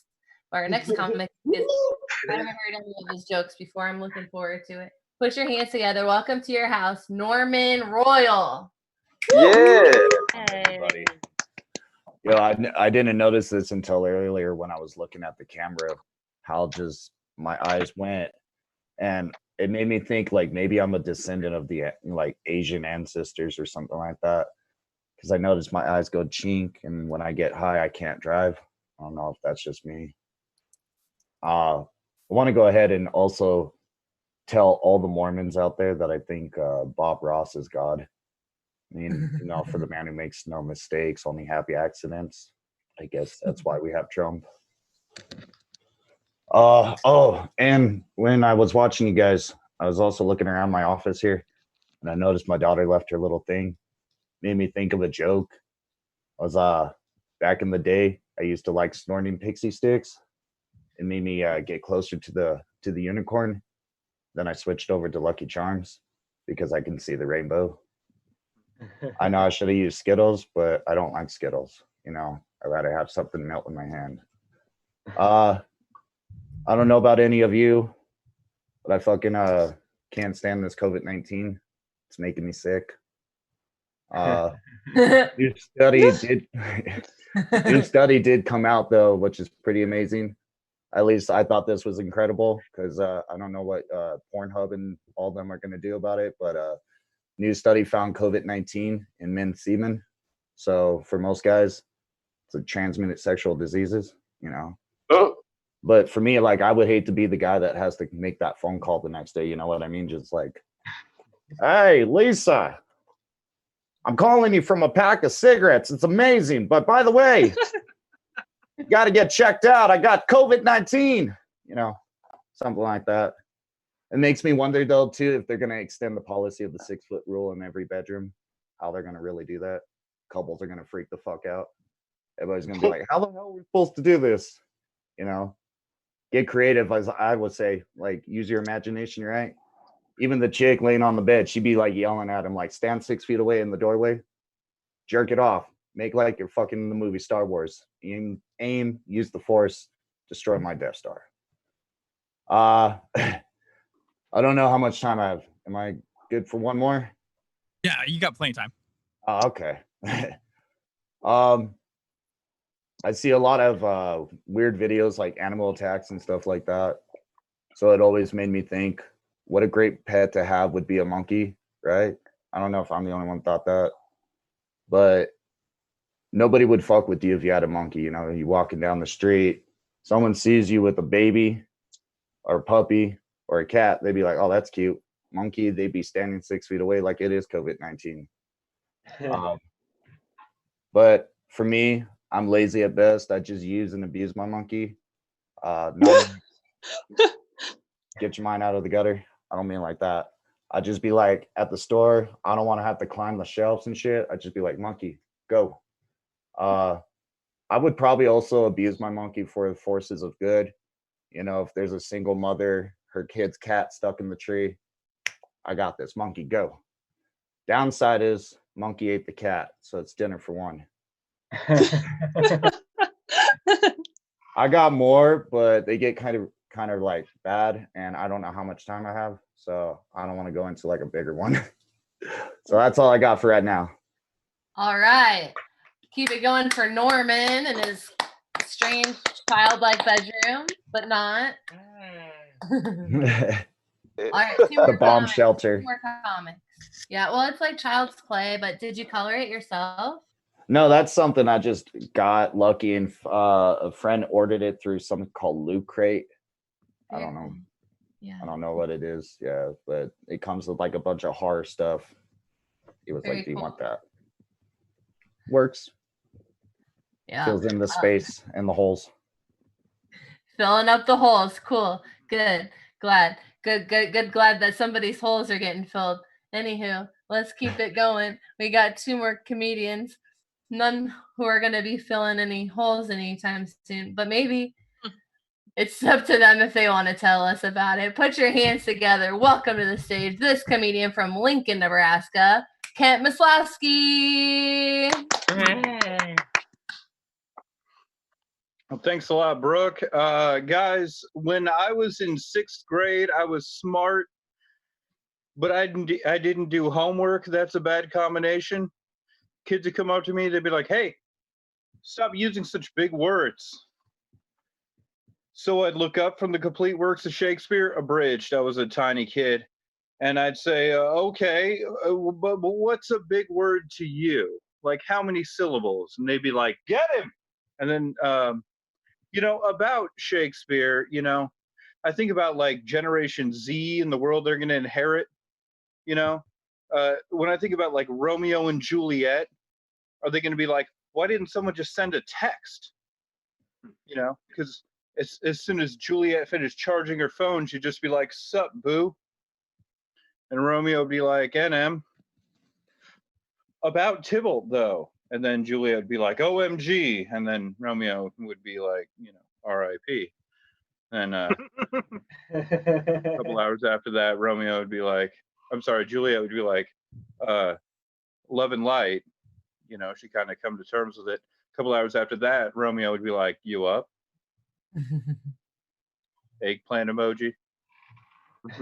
Man, technology alone, it would have saved so many lives in that story. But then, like in 7th grade, they let me get away with not doing homework for about a month. Then they brought in my mom. They had a whole conference. They're like, he's not doing his homework. She was like, "Yeah, if you were paying attention to the last couple jokes, you would know that." But their solution was to put me in a class for juvenile delinquents. So there were kids who were there for being in gangs. There were kids who were there for being on drugs. There was a girl who was there, which, by the way, brought a new meaning to duty on crack right now. And then there was me. I was there for not turning in a limerick. One of these things is not like the others. One of these things doesn't belong. Yeah. It's the middle school equivalent of taking someone who wrote bad checks and putting them in a maximum security facility with like murderers and car thieves. You're gonna learn a new trade. That's where I'm going with that. Learn to make a shank in that class. So don't you tell me 7th grade, Scott Middle School was a total waste. It was only mostly a waste. Yeah. People ask me, they're like, "Hey, you're gonna be 35. What do you want for your birthday?" And I'm like, I don't know. Like, car insurance would be cool. I'd like for car insurance for the next 6 months. That'd be amazing. They're like, "No, you could have anything. Like, you could have like a cotton candy machine." I'm like, I don't think that's gonna help me. Like, I think oil for sure. That would, thank you. That would be awesome if I had enough oil to last for the 6 months. And they're like, "Come on, you're not thinking, like deep enough." And I'm like, "No, you're not thinking well enough, because like if I get pulled if I hand them my ID, and be like, "It's my birthday. Can you can you let me off a little bit?" And they're gonna be like, "Oh, it's your birthday. Yeah, this is expired." At no point is it gonna be helpful for me to be like, "Cotton candy?" Like, I don't think that's gonna work out. All right, thanks a lot. I am Ken Mislowski. Yay. Hey. There I am. Ooh.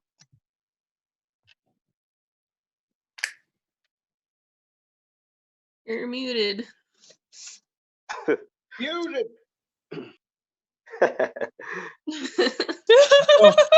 Muted. I don't think she knows what's going on. Ooh. You're muted.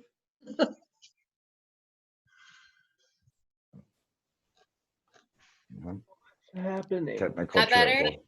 Yeah, much better. I just pulled it out. It was stuck inside, and then I thought that it came along with the ride.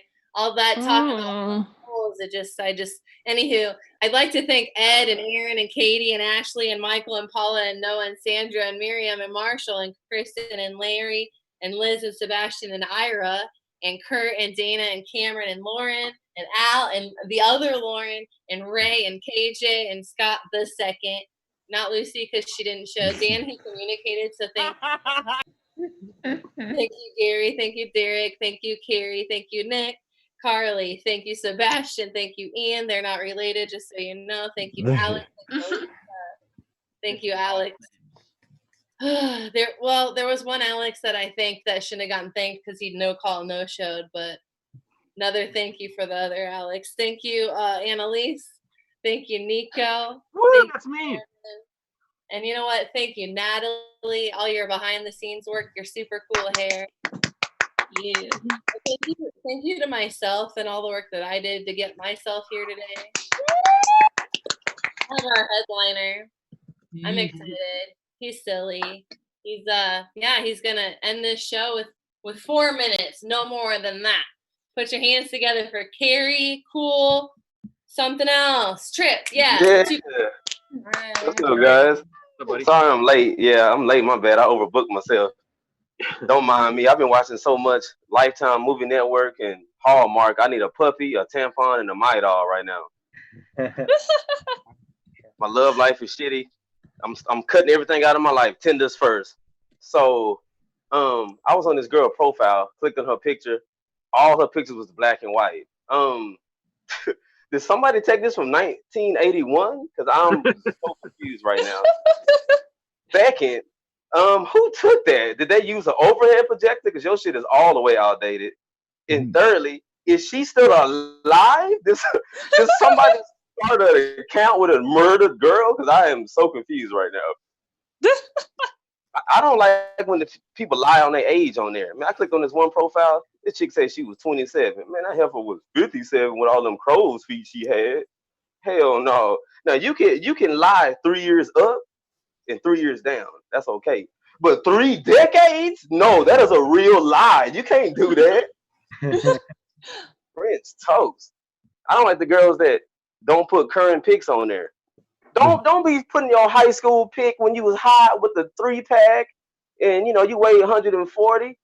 If you 300 pounds, you need to put your big ass 300-pound current picture up there. You need to update your shit to how you look 8 minutes ago. Put the 8 minute ago pic up there. That's the real one. You can't hide weight. I got eyes. I'm going to see you when we meet up at Wendy's anyway. What are you doing right now? Oh. I don't like the girls when they got all their friends in their picture. I don't know which one is Ashley because I got to go eeny, meeny, miny, mo. I don't know which one is you. Because you got a whole family reunion in the back of your pictures. Shit is sad, man. Like all my homeboys getting to third base and fourth base, even still doing quarantine. Not me. The closest I got when I barely had to sneak a chick in the other day was 1.5 base. That was me twerking on her on my bed. That's I should be getting stimulated. I shouldn't be dancing on her. I shouldn't be hard dancing on another girl. That is hella backwards. I'm about to get out of here on this.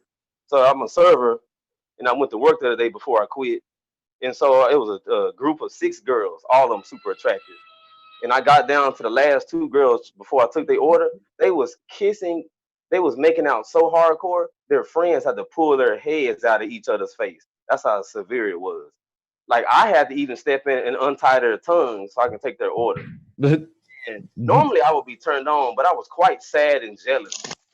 The last girl I kissed was my friend's 9-year-old daughter on the cheek. And so I was like, wow, how long you guys been together? Are y'all dating each other? They was like, no, we just do it for fun. I pissed them off because I immediately started crying in their chips and queso. Thank you guys for my set tonight. Carrie. Yay! Keep it going for Carrie. Cool Trip. I was gonna put on this sweatshirt. That's no big deal. It's fine. We have come to the end of our mic. My goodness, this has been a fun time. I mean, if you want to stick around, if you're still here, I think there's 20 of you. If you're here and you would like to do 1 more minute, we're going to do a bonus round. And what's going to happen is our cool tech lady with the cool badass hair, she's just going to spotlight you. I'm not going to know who it's going to be. And you're going to get 1 minute. So, look down, maybe see like, oh, I want to tell that joke and that joke. We're just going to spit some fire. Is this still, are we still streaming right now? Yeah, there was people that really liked that, and they actually called for an encore after our first one last week. So, I mean, is that okay with you guys? Yes. Absolutely. I'm on it. Oh yeah. Okay. I don't. Okay, yeah, go ahead, Derek. It looks like you're first. Oh shit. Okay. So I love going out. I absolutely love like partying and everything because like I said, I'm a college student. But like if I get really happy and excited to party, I like do really stupid shit. And so one time I was out in Chicago. It was a great time, and we went to this really fancy bar. And everybody was wearing like tuxedos and dresses, and it was a lot fancier than what I anticipated. And I had met this gentleman, and he came up to me, and we were talking. He's telling me about his wife and his kids, and how he just was like 12 years sober. And so it was a really boring conversation. But we get to the middle of it, and he leans in and like whispers in my ear, "Hey, you want to do some cocaine?" And I was like, absolutely, let's go do some cocaine. So he's like, follow me to the bathroom. You know, we're going to go have fun. So I followed him to the bathroom, and he's like, kicks open the stall door, and he's like, come in the stall with me. And I'm not going to lie, for a second there, I was like, this dude's going to pull his dick out and be like, oh, I got you. And I'd be like, oh, you got me. But like, that's not what happened. Fuck. Natalie, who's next? Annalise. Oh, hey. Okay. So I don't have time to date really. So I set up a Match.com profile that I thought said, no time to date. Let's hang out while I clean my house. So a bunch of dudes came over one after the other, and they looked really super pissed. I reread my profile, and I realized I'd written, no time to date. Let's bang while I clean. That was a little terrifying. So before all this, all the divorce, I went through a breakup because of sexual incompatibility. I was into men. He was into guns. He kept gun magazines in the bathroom, which I thought was weird until I discovered they were sticky. One day I found him in the basement cleaning his gun. He was rubbing it real good. And I said, baby, no matter how hard you rub it, it's not going to come. But, you know, you really should rub me like that. He did it. So now we're not together. Okay. That's what I've got. Oh, damn, that was lit. Fuck yeah. As many of you can see by my face and my my aura, I'm a very sexual creature, and I like sex and sex things, and I like masturbating, and I'm very good at masturbating. I'm a very talented masturbator. I do intend to jerk myself off saying that, and I mean that metaphorically, not literally in this context. But you know, I'm really stealthy at it. Like I don't make any sound at all, and it's gotten to a point where I have to remind myself to make sounds during real sex. She's like, why aren't you making sound? Like, oh yeah. Oh yeah. Okay, yeah.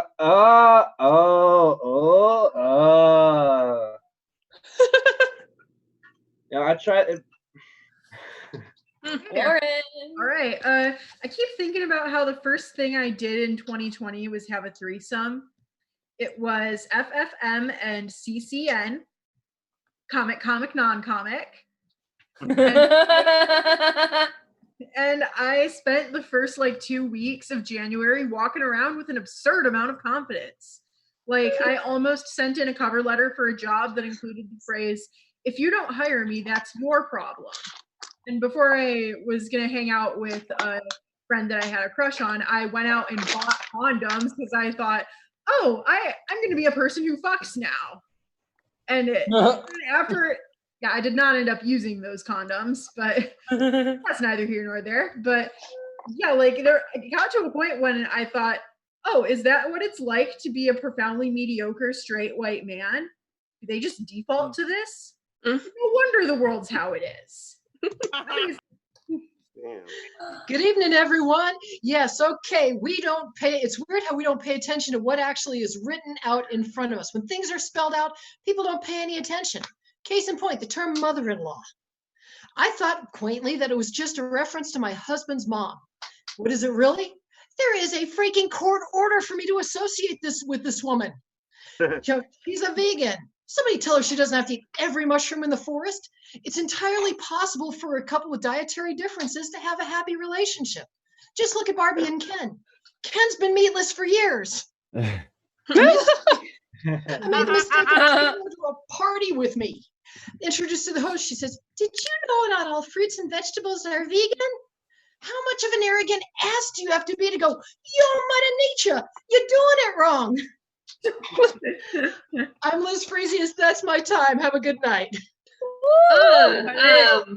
So I am pansexual, but I'm also a metalhead. But because I ooze those librarian vibes that we talked about, it's very hard for me to come out as a metalhead, but it's very easy for me to come out as pansexual. And most people just end up thinking I'm sexually attracted to the band Skillet. Yes, but that's besides the point. But in spite of that, I am sex repulsed, but the better term is dickiverse. I think dick is gross. I don't know if I have complete time for this, but I one time bought a dick-shaped donut in Portland, Oregon, and I was upset with how big it was. It was this big, and I just wanted a little bit of dick. Apparently, I'm using up less time than I thought. My sister was just like, "Carly, on this trip." Okay, never mind. Wow. So, I came from a very Christian family in that my mother is a pastor and my father's a dick. Something that we grew up believing that Jesus was black. And I can't tell you if Jesus existed. Let's not get carried away. But what I can tell you is that Jesus existed, Jesus was black. Here's how I know. Number one, he was a carpenter. He made a living doing things for people's houses that they thought they were too good to do for themselves. So we know he was at least Latino. So number two, the man was naturally muscular, okay? He was swole, and not something a white boy can't do on his own without exercise. And number three, he paid for crimes he didn't commit. We can't argue that he was white because he got off 3 days later. Hashtag radical comedy, hashtag KJ Whitehead. I am KJ Whitehead. Woo! Good night. Shit. Well, there's definitely an echo. No, there's not. A little poop story. So you guys heard of diverticulitis? No one has. Yeah. Because it's a disease for like 80-year-olds, right? So it's like colon issue, pockets, poop infection. The worst thing that happens is you have to get a colostomy bag, which is literally an outside poop bag.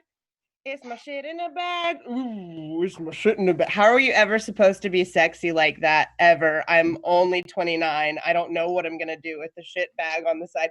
Name it maybe, get a tattoo somewhere to affirm it or something. I'm still looking for ways to make it sexy. So you can change it off of me now because I don't have any. Oh shit. Okay. I've been in a lot of mental health treatment, a lot of psych wards, hospitals, daycares, and one thing all my doctors tell me is, Dana, you need to use your coping skills, and so I do. I carry around my my comfort dinosaur named Teddy. Yeah, fuck yeah, Teddy. Whenever I'm feeling anxious, I just like to whip him out of my tits, lift up his skirt. Oh shit. And then whisper fucked up shit in his ear. Fuck you, you pussy ass bitch. Thank you. Mike. You get one more minute. Unmute. Growing up a closeted queer involves repeated circuitous denial and delusions. Everyone gets breathless at the sight of the PE teacher's thick, hairy legs and chest hair and wants to run their fingers through it while Anytime by Janet Jackson plays in the background. It was just I, like every other boy, really wanted to have body hair and be manly. But I feel like some people never outgrow those delusions, like men that post pics of themselves face down, ass up on the couch in denim panties and still say they're discreet, not out and on the down low. Can see and hear that you had more dicks in you than a sports bar during the Super Bowl. Thank you so much. That's been my time. I am Scott the Second. Yeah, bro. Hey, I'm back. All right, I'm still awake. I before all this shit, I used to hang out at the senior centers, and the senior centers are meat markets, or they were. and I know you don't want to hear this, and I'm sorry I have to be the one to tell you, but your grandmothers are fucking. Yes, all of them. They're having the time of their life. Please don't misunderstand me. I'm no ladies' man. I've just outlived a lot of the competition. Friends will ask, Al, would you have sex with a woman in a diaper? Depends. Oh. And I don't know if you've seen them, the new Depends with no panty lines. Oh my God, they're hot. I'm Al Casalia. Thanks a lot. So a couple weeks back, tried CBD flower. I gotta tell you, I don't get it. Now I got friends that swear by the salves and the potions, but the flower, it's just missing a step. Smoking CBD flower, it's kind of like watching porn and stroking your chin. You know, it's not unpleasant. It's not a bad time. It's just not getting the fucking job done. That's what I got. Thank you very much. Oh, me. Like I mentioned earlier, I got coronation, so nothing to do. Got a lot of shit to watch. Just recently watched Tiger King a couple weeks ago, and this fucking shit was trippy enough for me to say that everyone out of there that came out, all these fucking weirdos acting like they're famous, they weren't.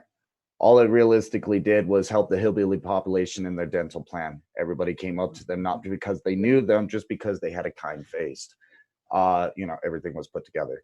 Although at the end of it, I guess the other thing that came out of it was a cold case.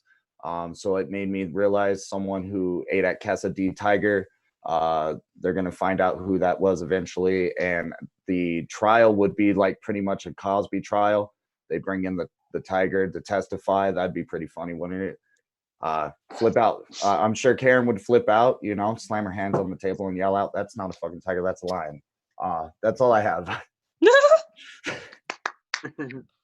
All right. So I got busted in high school for selling pot because you're not supposed to do that there.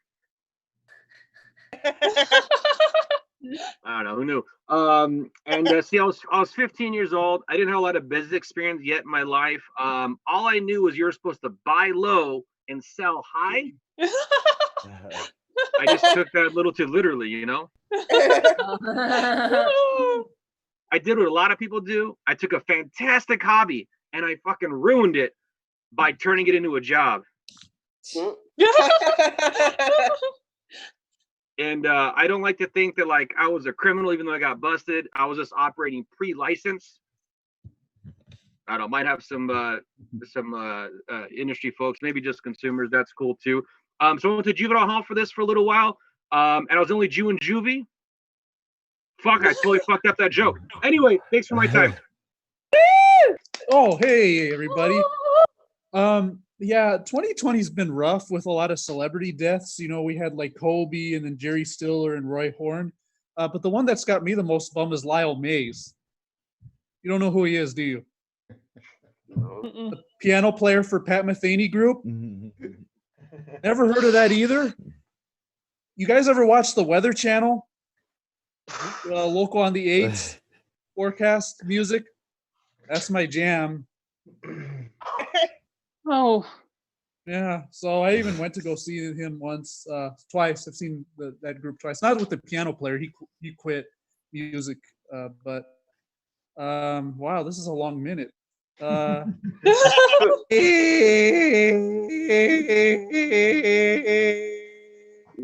Really? Okay, good. Gary's turn.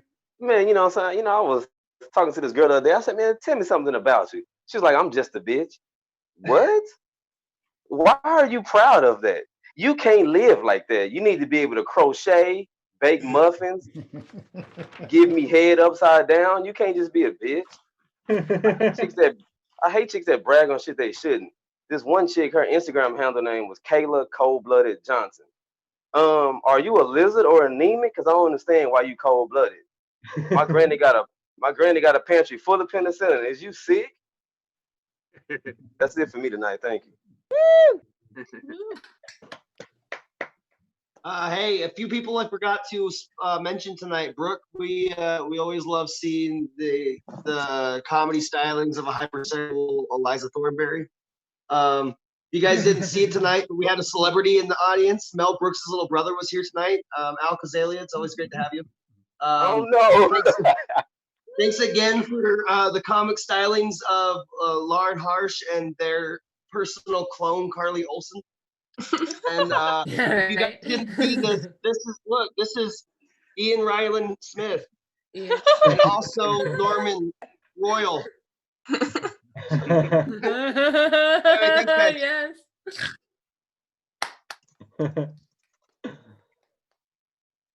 All right. Do I do a minute? Go, Brooke. Probably done lots of minutes here and there. Okay. I was gonna write Cosby jokes, but every time I try to write them, I just fall asleep. I was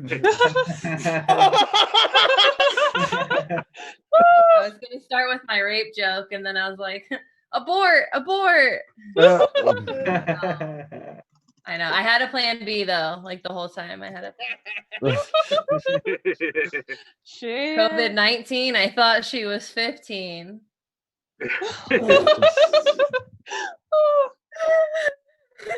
COVID-19. He told me he was 30. I don't usually like to tell dick jokes. I kind of like to call them cockliments. Or like Dick Seriouses. Yeah. When I lost my virginity, I thought it was going to be a big deal, but it wasn't. It was just like a tiny deal, like a teeny, tiny, shriveled little. He's like, tell me if it hurt. And I was like, please tell me that this isn't sex. Oh. That's a minute. That's good. Hell yeah. I hope you guys had fun. I had so much fun. You guys are so awesome. I got to hear so many funny things and lots of jokes and see a lady that has like this explosion behind her, but she's cool because she's got popsicle sticks, like, it's fine if you've got a crown made out of popsicle sticks. It could also be a bridge. Like if you've got a hot glue gun, there's no telling what you could do.